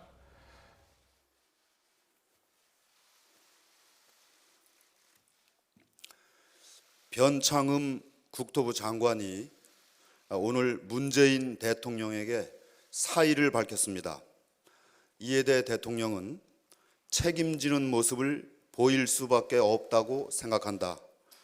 다만 이사 대책의 차질 없는 추진이 매우 중요하다. 변창흠 장관 주도로 추진한 공공주도형 주택 공급 대책과 관련된 입법의 기초 작업까지는 마무리해야 한다고 말했습니다. 이상입니다. 라이브는 여기까지 하겠습니다. 도 일단 책임 있는 모습 지금 보여줄 필요가 있다. 다만 이사 대책의 좀 기초 틀은 좀 마무리해야 되지 않겠느냐 이렇게 이야기를 한 겁니다. 어떻게 보셨습니까? 일단 뭐 예고된 사퇴고요. 예. 근데 좀 더 빨리 며칠이라도 빨리 사퇴를 아주 시원하게 국민들 앞에서 변창흠 장관이 했더라면 하는 또 아쉬움이 남습니다. 그리고 지금 이제 대통령께서 수리하는 입장을 발표했는데 조금 더 한 단계 더 나갔으면 하는 좀 아쉬움이 있습니다. 한 단계 더 나갔으면 좋겠다는 게 뭐죠? 그래서 좀 유감, 사과, 대국민, 사과에 가까운 정도로 어찌 됐든 간에 인사권자이고 그 일진 단순히 부동산의 주택 문제가 아니라 전체 국민의 민심에 직결된 문제이기 때문에 조금 한 단계 나가서 더 좀 대통령께서 그런 멘트가 좀 나가줬으면 어떨까 하는 생각이 듭니다. 알겠습니다. 변창흠 장관의 사의 표명과 관련해서 방금 있었던 청와대 브리핑 다시 한번 들어보고 오겠습니다. 변창흠 국토부 장관이 오늘 문재인 대통령에게 사의를 밝혔습니다. 이에 대해 대통령은 책임지는 모습을 보일 수밖에 없다고 생각한다. 다만 이사 대책의 차질 없는 추진이 매우 중요하다. 변창흠 장관 주도로 추진한 공공주도형 주택 공급 대책과 관련된 입법의 기초 작업까지는 마무리해야 한다고 말했습니다. 물러나는 것은 아니고요. 이사 공급 대책을 좀 더 진행하고 마무리를 어느 정도 하고 물러나는 게 좋겠다 이런 입장인 것 같아요. 아마 청와대 대통령 입장은 충분히 그럴 수가 있을 겁니다. 왜냐하면 지금 대대적인 정부 정책을 바로 지금 착수하는 그런 단계에서 이런 사태가 터져버렸기 때문에 바로 사태를 수리하면 또 후임자 물색하는 과정에 시간도 걸릴 뿐더러 또 정책 전체가 지연될 우려가 있기 때문에 그런 부분을 인정합니다만 다만 그런 대통령의 입장을 생각하기에는 지난번에 말씀드렸지만 국민의 입장이 너무 지금 곤혹스럽고 화가 나 있기 때문에 저는 좀 그 시기를 앞당길 필요가 있지 않나 싶습니다. 저는 이건 저는 순전히 개인적인 의견이고 제안이지만은 아마 장관이 일하기가 어려울 상황일 겁니다. 오늘 변창흠 장관이 국회 국토위에 출석을 했습니다. 분위기가 어땠는지 한번 영상을 보고서 이야기를 나누도록 하겠습니다.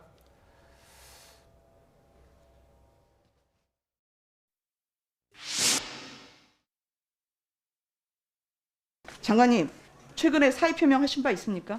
네, 여러 차례 제가 자리에 연연하지 않는다 말씀드렸습니다. 아니요, 사의 표명을 대통령에게 하신 바 있습니까? 아직은 없습니다. 그러면 사의 표명을 하실 생각이 있으십니까? 여러 가지를 고려해서 판단하겠습니다. 수사는 국가수사본부가 하고 있는 거고요. 그렇습니다. 그리고 감사든 수사든 그런 거는 시간이 많이 걸리는 일 아닙니까? 네. 시간이 많이 걸리는 일을 하라고 하면서 왜 빨리 결과 안 내냐고 이렇게 다그치는데 심정이 어떠세요, 도대체? 네, 일정 단계별로 국민들께서 가장 급한 것부터 먼저 됩니다. 안에서 쏟고 안에서 이렇게 불법 투기 행위를 일삼는 그 정부 제대로 된 겁니까? 국내에서 어떻게 공공주도 개발 주택 공급을 계속 해나가든지 아니면 전면 수정할 것인지 이거에 대해서 말씀해 주세요. 답변 안 하셔도 될 것 같아요. 아니 진짜 의원님 너무하잖아요. 이게 무슨 정권이냐? 그 공공주도 정책은 이제 공공의 신뢰성에 기반해서 추진될 수 있다고 생각합니다. 이번을 계기로 다 뼈아프게 반성하고 다시는 이런 일이 발생하지 않도록. 네. 이번 LH 사태에 대한 직접적인 책임, 누군가는 책임을 좀 져야 되는 것 아니냐 이런 의견을 지난주에 이제 주셨는데 변창흠 장관의 사표가 이제 수리되는 것으로 물론 당장은 아닙니다만 이렇게 정리가 돼가고 있는 것 같습니다. 물론 아직 할 일이 많이 남아 있는 상황 아니겠습니까? 그래서 국토부 직원이나 과연 LH공사 직원들이 제대로 움직일 수 있는 건지 있을지 일이 제대로 돌아갈지 저는 걱정입니다. 사실 지금 이렇게 완전히 엉망진창이 돼버린 상태에서 장관의 어떤 영이나 지시나 이런 정책들이 순조롭게 갈지 저는 좀 그 부분이 회의적이기 때문에 예. 빨리 방법을 취해야 되지 않을까 싶은 네. 생각이 듭니다. 변창흠 국토부 장관은 지난 2020년 12월부터 임기가 시작이 됐으니까요. 지금 한 3개월가량 된 것 아니겠습니까? 상당히 짧은 기간 장관이라고 사의를 표명하게 됐어요. 예, 과거 대통령 보면요. 3일 만에도 그만두는 경우도 많고 예. 일주일 경우도 예, 많습니다. 예, 예. 이 대통령이 매우 곤혹스럽지만 할 수 없이 국정 운영이 순조롭게 지내기 위해서 예. 그리고 이제 국민들의 민심을 달래기 위해서 그렇게 하는 경우가 워낙 비일비재하기 때문에 그건 뭐 감수할 수밖에 없죠. 대통령 예. 입장에서. 예. 예. 자, 이번 LH 사건 관련해서 지금 이제 1차 조사 결과가 발표됐고요. 예. 이제 2차, 3차 조사가 계속될 겁니다. 네. 정부 여당 입장에서는 이제 선거를 앞두고 악재를 만났는데 네. 어떻게 이 사태를 풀어야지 예. 이 떠나간 민심을 다시 잡을 수 있을까요? 이거는 정말 전공법밖에 없습니다. 예. 이거를 우회적으로 돌아가거나 시간을 끌거나 다른 사안으로 덮으려고 할 경우는 더 많은 역풍이 올 수 있기 때문에 예. 이거는 정말 순수하게 그 문제의 부동산 투기 하는 공무원들이 있지 않습니까? 예. 일제히 검경이 합동으로 수사를 해서 네. 제대로 밝혀내는 길밖에 없습니다. 그래서 예. 읍참 마속 내지는 예. 육참 골단을 하는 수밖에 없습니다. 예. 그렇지 않으면은 지금 서울시장, 부산시장 선거가 있지 않습니까? 이건 네. 누구나 다 얘기하듯이 미니 보선인데 예. 만약에 장관 한 명 그리고 주위에 있는 공무원 몇 명을 억지로 보호하려다가 예. 지금 보궐선거에서 큰 좋지 않은 성적이 나오면은 바로 이후에 이제 대통령이 어려운 처지에 몰리기 때문에 빨리 조기에 아주 아프지만 세게 강하게 빠르게 처리를 하는 것이 저는 이제 유일한 방법이라고 생각을 합니다. 예. 예. 변창흠 국토부 장관은 뭐 2019년 4월부터 2020년까지 LH 사장을 재임을 했고 그 시기에 지금 투기 의혹이 불거진 것도 11건이나 되기 때문에 책임을 질 수밖에 없는 입장입니다만 그 이 LH 투기 사건이 터지고 나서 변창흠 장관의 그런 언행이라고 해야 될까요? 그런 것들도 좀 아쉬운 점이 많았습니다. 예, 뭐 청문회에서 이미 뭐 여러 건 예. 들어가지고 개인적으로 뭐 사석에서 했던 발언들이라든지 말이죠. 그런 부분들이 이미 국민들 마음에 상당히 좀 상하게 했었죠. 예. 네. 근데 공교롭게 또 LH공사에서 문제가 터져서 또 국토부 장관에 갔기 때문에 예. 지금 국민 부동산 민이 악화된 두 양대 기관에 수장을 했던 사람이란 말이에요. 근데 예. 어떻게 이걸 그대로 놔두고 대통령께서 국정을 제대로 운영해 나갈 수 있겠습니까? 예. 지금 LH 직원들의 투기 의혹이 불거진 지 거의 이제 열흘 정도 됐는데요. 네. 사실상 이제 변창흠 장관의 사의를 대통령이 수용한 것으로 보면 돼요. 그렇지 않습니까? 예, 보면 되는데 바로 수용을 해야죠. 이를테면 바로 수리는 아니고요. 바로 수리는 예, 아닙니다. 그게 이제 저는 문제라고 봅니다. 예. 왜냐하면 그 전에 신현수 민정수석도 저는 바로 신속하게 수리를 했었어야 되는 건데 네. 그게 며칠 시간을 끌었었으니까 저는 시간을 끈 이후의 상황이었었지만 내부적으로 여러 가지 강원파 간의 대립이 있었고 예. 바로 곧이어서 뭐가 있었습니까? 또 검찰총장 윤석열의 어떤 또 전격적인 사퇴 포동이 있었지 않습니까? 예. 쭉 이어져 내려오거든요. 이게. 네. 그리고 이번 사태를 처음으로 폭로한 기관이 다름이 아니라 어떻게 보면 이 정부의 문재인 정부의 상당히 오적이었던 참여연대라든지 어떤 민변 아니었습니까? 예. 그런 점에서는 이 큰 틀에서 보자면 어떤 내부 어떤 분열 현상이 상당히 계속 가속화되기 때문에 변창흠 장관이 시간을 끌면 끌수록 아마 이게 득보다는 훨씬 더 실이 더 많을 거라고 생각합니다. 대통령 입장에서는 지금 공급 대책, 이사 대책 굉장히 중요한 대책이기 때문에 기초까지는 좀 마무리하고 퇴임하는 게 어떻겠느냐 이런 생각이신 것 같아요. 기초를 쌓기가 쉽지 않을 겁니다. 제가 장담합니다. 저도 공무원 생활 한 10여 년 해봤기 때문에 이미 그 국토부라든지 LH 내부 분위기가 아주 흉흉할 거라고요. 정책이 대대로 돌아갈 리가 없습니다. 특히 LH공사의 지금 위에 상층부 임원들의 책임론이 나오지 않습니까? 그리고 지금 계속 지금 전수조사를 하고 있는 이 마당에 제대로 기초 작업이 탄탄하게 다져질 수 있겠습니까? 그럼 그렇다면 국토부를 누가 이끌고 갑니까? 바로 사퇴를 합니까? 빨리 대행 체제로 하고 후임자로 물색을 해야 되는 거죠. 대행 체제로 가는 게 그럼요. 낫다. 그리고 그래 봐야 이게 늦어져 봐야 한 달 내지는 2달입니다, 장관이. 속전속결로 해야 돼요. 이번엔 제대로 정말 건설 정책 대통령 입장에서 참 힘든 지금 상황입니다. 공급 대책을 지금 뭐 미룰 수도 없는 상황이고요. 지금 부동산 민심이 매우 안 좋은 상황이니까요. 예. 대통령의 선택인데 예. 지금 대통령의 선택은 일단은 기초, 예. 궁극대책 기초까지 마무리하고 퇴임하라는 거거든요. 예, 그러니까 앵커님께서 아마 너무 중요한 질문이기 때문에 저희 비슷한 질문 지금 3번을 던지시는데 답은요 OX입니다. O는 그대로 안고 변창흠 장관을 안고 가느냐, 말하자면 기초만 다지도록 그렇죠? 그리고 적절한 시점에 그게 언제일지 모르겠지만은 사퇴를 하는 걸 전제로 하느냐, 아니면 지금 빨리 수습하고 사퇴를 수용해서 후임자라든지 여러 가지 다른 사람을 통해서 정책을 밀고 나가는 O 아니면 X 문제거든요. 네. 이제 대통령이 일단은 안고 가겠다는 약간 솔직히 이제 봉합 비슷한 상황이기 때문에 저는 진짜 이 대통령이 좀 잘 됐으면 좋겠다는 여러 번 건의드린 차원에서 이건 진짜 빨리 수습하는 것이 대통령이나 국정 운영이나 어떤 부동산 정책, 주택 정책에 더 바람직하다고 보는 거죠. 이 부분을 안고 가기는 정말 힘들 겁니다. 야당이 가만히 있겠습니까? 내일 모레 선거인데요.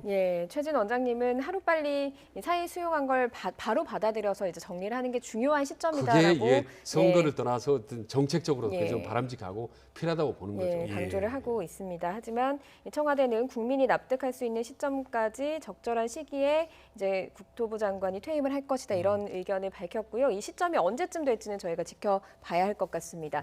그리고 재보선 단일화 상황도 한번 살펴보도록 하죠. 지금 오세훈 후보 그리고 안철수 후보가 단일화에 상당히 적극적입니다. 그런데 실무협상 분위기가 별로 좋지 않은 것 같거든요. 어떻게 보셨습니까?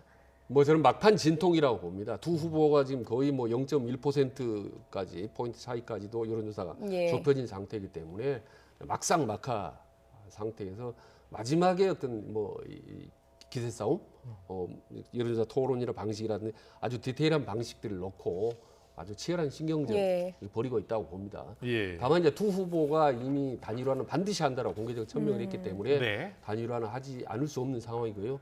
그리고 최근까지도 보면 둘이 상당히 좀 나름대로 좀 아름다운 단일화의 형태로 좀 가고 있다고 봅니다. 그리고 상당히 두 사람이 만약에 아름다운 단일화가 이루어진다면 단일화가 되는 사람은 이제 서울시장 후보가 되지만은 안 되더라도 오히려 대권 후보로 갈 수가 있는 상태입니다. 재미난 게 최근 여론조사를 보면 두 사람이 전에 대권주자였을 지지도보다 지금 서울시장 후보로 나갔는데도 불구하고 대권 지지율이 더 높게 나옵니다. 그렇군요. 참 희한한 현상이죠. 그러니까 두 사람이 단일화를 순조롭게 잘만 하면은 윈윈 할 수 있는 거고 만약에 신경제 버리고 두 사람이 단일화 안 이루어지거나 아주 국민들이 짜증나게 단일화가 이루어질 경우에 그럴 경우에는 어느 한쪽 이기더라도 상당히 마이너스 게임, 제로섬 게임이 될 가능성이 높죠.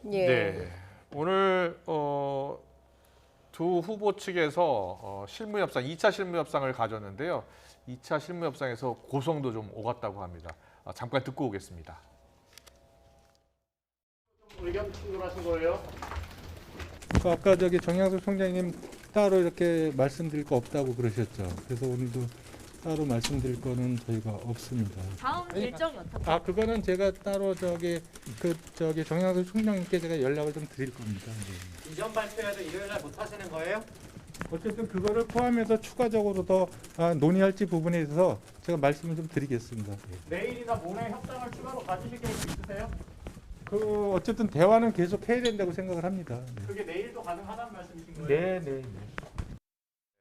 지금 뭐 사실상 문구 정도만 남아 있는 것으로 전해지고 있는데요. 최근의 추세를 보면 오세훈 후보의 지지율이 조금씩 오르고 있어요. 그래서 국민의당 입장에서는 가능하면 빨리 지금 단일화 협상을 마무리 짓고 싶어 하거든요. 토론도 해야 되고요. 박빙으로 나올 것 같습니까? 어떻게 전망하세요? 이미 저는 이제 시간이 지나서 이제 할 때가 됐기 때문에 내일 하든 모레 하든 간에 하루 이틀의 차이가 대세 큰 영향은 없다고 봅니다. 이미 상당히 민심이 어느 정도 결정이 됐다고 보는 거고. 근데 이제 다만 이제 항상 여론조사를 통해서 안철수 후보가 이제 좀 조금 더 유리하게 나왔는데 지금 완전히 초박빙 상태로 가지 않겠습니까? 이게 무슨 말이냐면 서울 시민들 특히 야당을 지지하는 보수성의 사람들은 두 사람 중에 누가 돼도 좋다. 어차피 되고 나면 두 사람 힘을 합쳐서 대선까지 가겠다라는 이제 그런 생각을 하고 있는 것 같아요. 알겠습니다. 오늘 정치권 이슈 최진 대통령 리더십 연구원장과 함께 짚어봤습니다. 오늘 말씀 잘 들었습니다. 고맙습니다. 고맙습니다. 고맙습니다.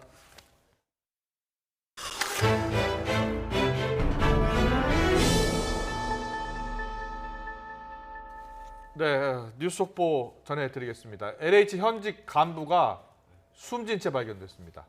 경기도 분당 경찰서는 오늘 오전 9시 40분쯤 LH 현직 간부 56살 A씨가 분당구 아파트 화단에서 숨진 채 발견됐다고 밝혔습니다. A씨는 전북 본부장을 지냈던 현직 간부인 것으로 알려졌습니다. 집에서 발견된 유서에는 전북에서 본부장으로 근무할 때 바람직하지 않은 일을 했다. 국민에게 죄송하다라는 내용이 적혀 있는 것으로 전해졌습니다. 경찰은 A씨가 극단적인 선택을 했을 가능성에 무게를 두고 사망 원인을 조사하고 있습니다. 자세한 소식은 들어오는 대로 다시 한번 전해드리겠습니다. 네, 이번 광명시흥의 사례처럼 신도시를 개발하려면 기존 토지 소유주들과의 토지 수용 협상이 필요한데요. 원활한 협상을 위해서 토지나 입주권 등으로 보상해주는 제도가 LH 직원들의 땅 쪼개기 수법에 악용되면서 관련 제도를 보완해야 한다는 지적이 나오고 있습니다. 김현우 기자입니다. 이번 LH 직원 투기 의혹의 시작점, 경기도 시흥 신도시 예정지입니다. LH 직원 5명은 이곳 땅 5천여 제곱미터 3필지를 산 뒤 등기를 한 필지로 합칩니다. 그런 뒤 1000제곱미터로 나눠 5필지로 바꿉니다. 이들이 이런 수법을 쓴 건 다름 아닌 택지 보상에 따른 아파트 분양권을 더 받기 위한 걸로 해석됩니다. LH는 원활한 신도시 사업 추진을 위해 토지 수용 협상에 잘 응한 토지주에 한해 협의 양도인 택지 제도를 운영하고 있습니다. 정부는 지난해 수용된 토지주들이 아파트 특별 공급권도 받을 수 있도록 관련법을 개정했습니다. LH 직원 5명이 토지를 5개로 쪼개면서 매입 당시 2채를 보상받을 수 있던 아파트가 5채로 늘어났습니다. 전형적인 지분 쪼개기로 아파트 입주권을 노린 게 아니냐는 의혹이 터져나왔습니다. 내부 개발 정보가 없었다면 이런 주도 면밀함은 생각하기 어렵다는 게 전문가들의 판단입니다. 택지 공급에 관한 규칙을 개정을 해가지고 여기에 입주권을 준다는 거 아니에요? 1000제곱미터 이상 그 농지에 대해서 협의 양도를 하면 입주권을 주겠다 이렇게 한 거예요. 그러니까 이게 이 새로운 투기의 원인으로 작동을 하고 있는 것으로 이렇게 보입니다. 원주민들의 안정적인 정착을 위해 마련된 제도가 차익 실현을 노린 LH 직원들의 주머니 속으로 들어간 겁니다. 정부는 우선 이들의 행위가 불법 투기로 판명나면 토지 보상에서 제외할 방침입니다. 실제 그 LH 내규로도 바뀌어서 지금 이게 시흥 광명 같은 경우에도 뭐 혜택이나 이택 같은 거, 그다음 보상 기준에서 주택을 분양권이나 이거를 다 배제가 충분히 가능하다고 지금 생각합니다. 현행 토지 보상 제도의 허점을 보완하기 위해 토지 대신 현금 보상을 더 늘려야 한다는 주장도 있지만 엄청난 비용에다 또 수십조 원의 보상비가 다른 지역 부동산 시장을 자극할 수 있다는 우려도 있어 정부로서도 마땅한 해법을 찾기가 어려운 상황입니다. YTN 김현우입니다. 오늘 새벽 2시 40분쯤 대전 읍내동의 4층 빌라 2층에서 불이 나 30분 만에 꺼졌습니다. 이 불로 모자 관계인 50대 여성과 10대 남학생이 숨지고 주민 3명이 연기를 들이마셔 병원으로 이송됐습니다. 오늘 오전 0시 30분쯤 김해 진영읍의 한 도로에서 60대 남성 운전자가 몰던 승용차가 중앙분리대를 들이받는 사고가 났습니다. 경찰 조사 결과 운전자의 혈중 알코올 농도는 면허 취소 수치인 0.08%를 넘은 만취 상태인 것으로 확인됐습니다. 보행자를 치고 달아났던 20대 음주운전자가 추격전 끝에 경찰에 붙잡혔습니다. 20대인 A씨는 오늘 새벽 2시 40분쯤 부산 서구에서 만취 상태로 운전하던 중 중앙분리대와 보행자를 친 뒤 달아나다가 추격에 나선 경찰에 체포됐습니다. 주택가에 수조를 설치한 뒤 택배를 이용해서 판매가 금지된 암컷 대게를 유통한 일당이 해경에 붙잡혔습니다. 포항해양경찰서는 암컷 대게 11,000여 마리를 판매할 목적으로 보관한 혐의로 유통업자 A씨 등 3명을 붙잡아 조사하고 있습니다. 유엔 안전보장 이사회가 알맹이 없는 미얀마 군부 규탄 성명을 발표한 직후에 이 군부가 쿠데타 항의 시위를 강경 진압하면서 또다시 유혈 참사가 났습니다. 어제도 최소 12명이 숨졌는데요. 국제부 연결해서 알아봅니다. 김원배 기자, 네, 국제부입니다. 네, 어제 이 미얀마 군부의 총격에 또 시민 12명이 사망했다고요? 네, 미얀마 현지 매체인 미얀마 나우와 이라와디 등에 따르면 어제 미얀마 전역에서 군경의 유혈 진압으로 쿠데타 반대 시위 참가자 12명이 사망한 것으로 알려졌습니다. 중부 미아잉에서 7명이 숨졌는데 이 가운데 3명은 30살 미만이었다고 주민들이 전했습니다. 제2도시 만달레이에서는 19살 학생이 진압 과정에서 숨졌고 인근 밍잔에서는 20대 청년이 역시 진압군의 총탄에 목숨을 잃었습니다. 또 최대 도시 양곤 지역에서도 1명이 숨졌습니다. 어제 하루 사망자 12명은 지난 3일 미얀마 전역에서 38명이 숨진 이후 최대입니다. 유엔의 미얀마 특별보고관인 톰 앤드루스는 군부가 쿠데타를 일으킨 지난달 1일 이후 최소 70명이 살해됐으며 이 중 절반 이상이 25살 이하였다고 현지 시각 11일 유엔 인권이사회에서 밝혔습니다. 국제인권단체인 앰네스티 인터내셔널은 보고서를 통해 군부가 평화적 시위대와 행인들을 대상으로 전쟁터에서나 볼 수 있는 치명적 전술과 무기를 사용하고 있으며 상당수 살인은 계획에 따른 초법적 처형에 해당한다고 비판했습니다. 네, 미얀마 군부의 폭력성은 커지고 있지만 국제사회는 미얀마 군부의 실효성 있는 조처를 하지 못하고 있다고요? 네, 그렇습니다. 유엔 안전보장이사회는 현지 시각 10일 미얀마 군부를 규탄하는 성명을 만장일치로 채택했습니다. 안보리 이사국들은 평화 시위대를 겨냥한 미얀마 군부의 유혈 진압을 비판하고 무분별한 폭력 사용을 자제하라고 한 목소리로 촉구했습니다. 그러나 성명 내용은 영국 주도로 작성한 초안에 비해서는 상당히 후퇴했다고 외국 해외 언론은 지적했습니다. 영국이 회람한 초안에는 쿠데타라는 단어를 사용해 이를 규탄하고 유엔 헌장에 따른 제재 경고를 담았으나 성명에는 모두 빠졌습니다. 미얀마 군부가 아웅산 수치 국가 고문에게 결국 부패 혐의를 추가해서 최대 징역 24년까지 선고할 명분을 만들었다고요? 네, 그렇습니다. 미얀마 군사정권 대변인인 조민툰 춘장은 어제 수치 고문이 양곤 주지사로부터 60만 달러, 우리 돈으로 약 6억 8천만 원의 불법 자금과 금 11.2kg을 받았다고 주장했습니다. 수치 고문은 이미 수출입법 위반, 자연재해법 위반, 선동, 전기통신법 위반 등 4개 혐의를 받고 있는데 이 4개 혐의가 유죄로 인정되면 최장 징역 9년형을 받게 됩니다.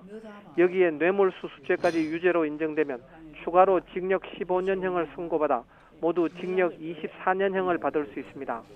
미얀마 군부가 수치 고문에게 뇌물수수 혐의를 씌운 것은 쿠데타와 수치 고문의 구금을 정당화하고 수치 고문의 정치적 재기 가능성을 차단하겠다는 의도로 풀이됩니다. 지금까지 국제부에서 전해드렸습니다. 미국 뉴욕 증시에 상장한 쿠팡이 거래 첫날 41% 상승 마감하면서 시가총액이 100조 원을 넘었습니다. 쿠팡은 이제 압도적인 몸집을 갖추게 됐는데 무한 경쟁에서 살아남으려는 유통업체들은 합종 연횡에 더 속도를 낼 것으로 보입니다. 조용성 기자입니다. 국내 기업 최초로 미국 뉴욕 증권거래소에 입성한 쿠팡의 시가총액은 886억 5천만 달러, 우리나라 돈으로 100조 원이 넘습니다. 국내 상장사인 삼성전자 시가총액에 이어 두 번째로 SK하이닉스를 조금 웃도는 규모입니다. 이마트와 롯데쇼핑, BGF 리테일, GS 리테일, 현대백화점 등 다른 유통기업을 더해도 쿠팡에는 절반에도 못 미칩니다. 쿠팡은 이번에 끌어모은 투자금 5조 원으로 과감한 사업 확장에 집중하겠다는 계획을 분명히 했습니다. 앞으로 5년 동안 저희가 5만 명을 추가로 고용할 거고 전국 물류망도 최적화하고 더 혁신적인 서비스를 많이 만들어 나갈 계획입니다. 기대해 주십시오.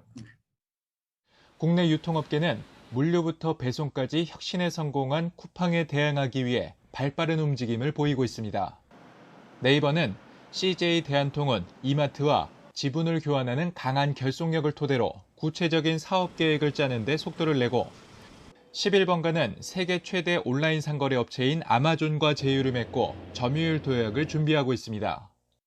매물로 나온 이베이 코리아가 어디에 팔리느냐도 유통 지도를 재편할 주요 변수로 꼽힙니다.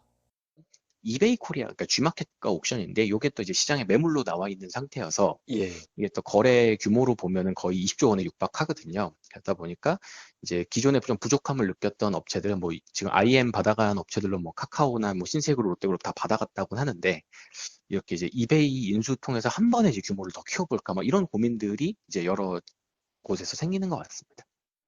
쿠팡은 이번에 대규모 투자금을 유치하는 데 화려한 성공을 거뒀지만 반복되는 배달 노동자 사망 등 근로환경 개선도 눈앞에 놓인 중요한 과제입니다.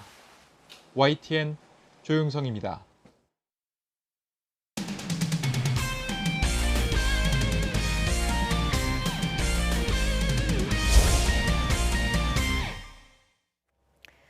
축구 대표팀 출신 대구FC의 베테랑 공격수 이근호 선수의 폭풍 질주가 화제입니다. 속도도 빨랐지만 간절함이 담긴 모습이 뭉클함을 자아냈는데요. 조은지 기자입니다.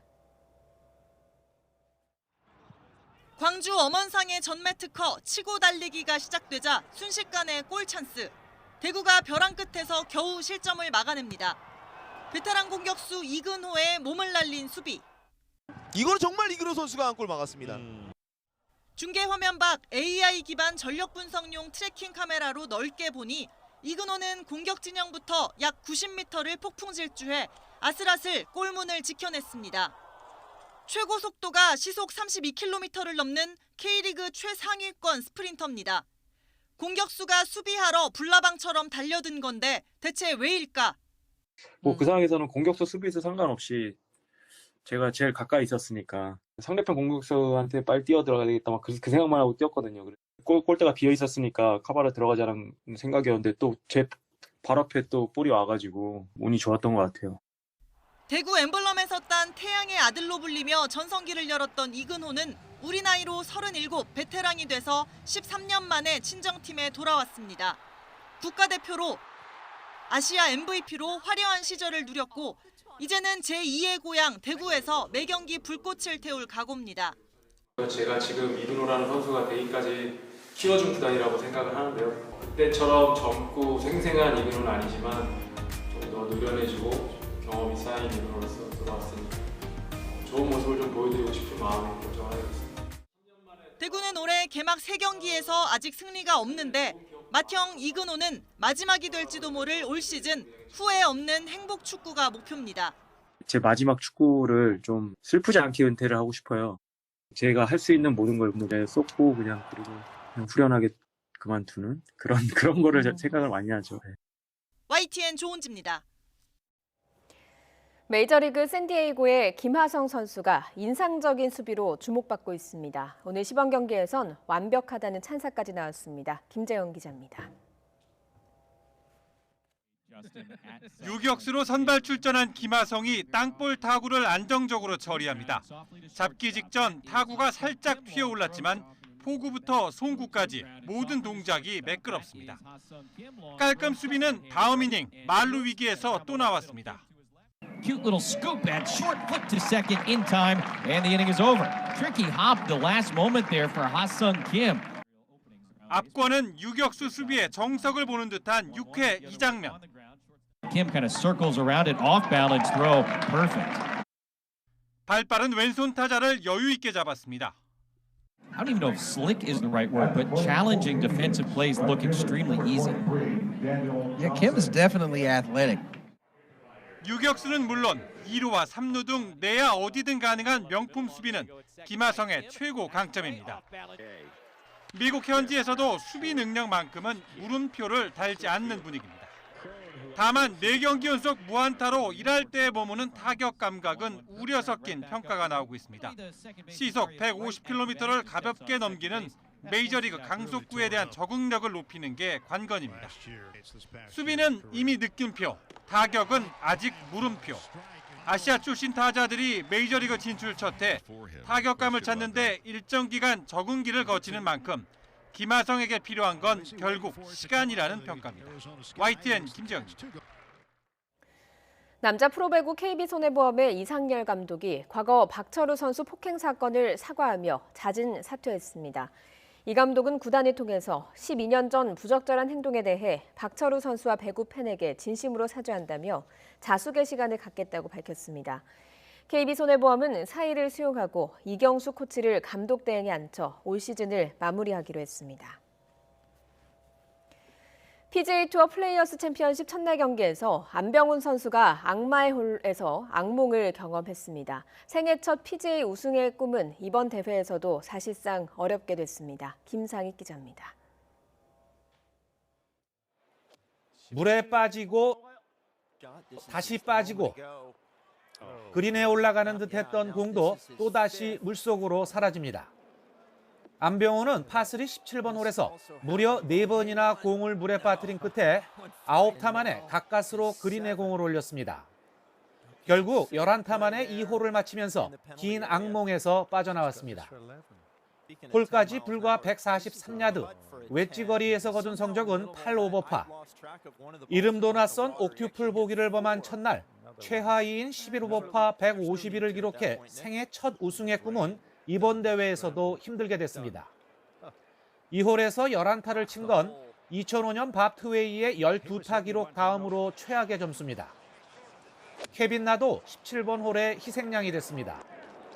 3번이나 공을 연거푸 물에 빠뜨리더니 7번째 샷이 겨우 엣지에 멈춰섰고 그나마 어프로치 샷이 한 번에 홀에 들어가면서 5오버파 퀸튜플 보기를 기록했습니다. 1라운드가 끝난 뒤 케빈 나는 허리 부상을 이유로 기권했습니다. 절정의 퍼팅감을 보여준 가르시아가 7언더파 단독 선두에 오른 반면 한 조에서 치열한 맞대결이 기대됐던 맥킬로이는 가르시아의 무려 14타 뒤진 7오버파로 부진했습니다. I told him when we finish, just go out there tomorrow and get them. And you never know, I shot 7 under, so he can shoot 7 under tomorrow and hopefully maybe cut. So, we'll see. He's able to do it. 일부 선수가 일몰로 경기를 다 마치지 못한 가운데 한국 선수 중에서는 임성재와 김시우, 이경훈이 나란히 2분파 공동 42위로 가장 좋은 성적을 냈습니다. 임성재는 특히 17번 지오콜에서 홀컵 1m 옆에 티샷을 붙이면서 가볍게 버디를 낚는 등 버디 2개와 보기 2개로 무난하게 1라운드를 마쳤습니다. YTN 김사익입니다. 네, 오후 들어 단비가 내리면서 대기질이 조금 해소가 됐습니다. 지금 인천과 충남 지역만 미세먼지 농도 나쁨 기준을 조금 웃돌고 있는데요. 하지만 내일 다시 오후부터 중국발 스모그가 유입되면서 수도권과 충남 지역은 종일 공기가 탁하겠고요. 충북과 전북 지역도 농도가 나쁨 수준을 오르내리겠습니다. 탁한 공기와 함께 하늘 자체도 흐리겠습니다. 주말과 휴일 전국 하늘 구름 많이 끼겠고요. 낮 기온은 10도를 웃돌면서 포근하겠습니다. 레이더 영상입니다. 지금 비구름이 동쪽으로 이동하면서 동쪽 지방에 비를 뿌리고 있습니다.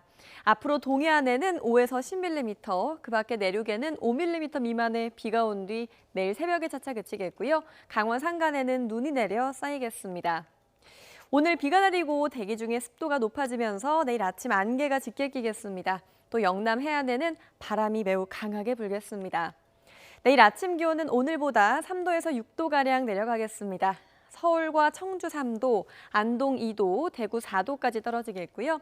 한낮 기온은 서울 13도, 청주와 안동 15도, 부산 16도까지 오르며 포근하겠습니다. 다음 주 화요일에는 중서부와 호남, 제주에 비가 오겠고요. 꽃샘추위 없이 따뜻한 봄 날씨가 이어지겠습니다. 날씨 정보였습니다. 네, 이어서 저녁 종합 뉴스 이브닝 뉴스가 방송됩니다. 시청해주신 여러분 고맙습니다.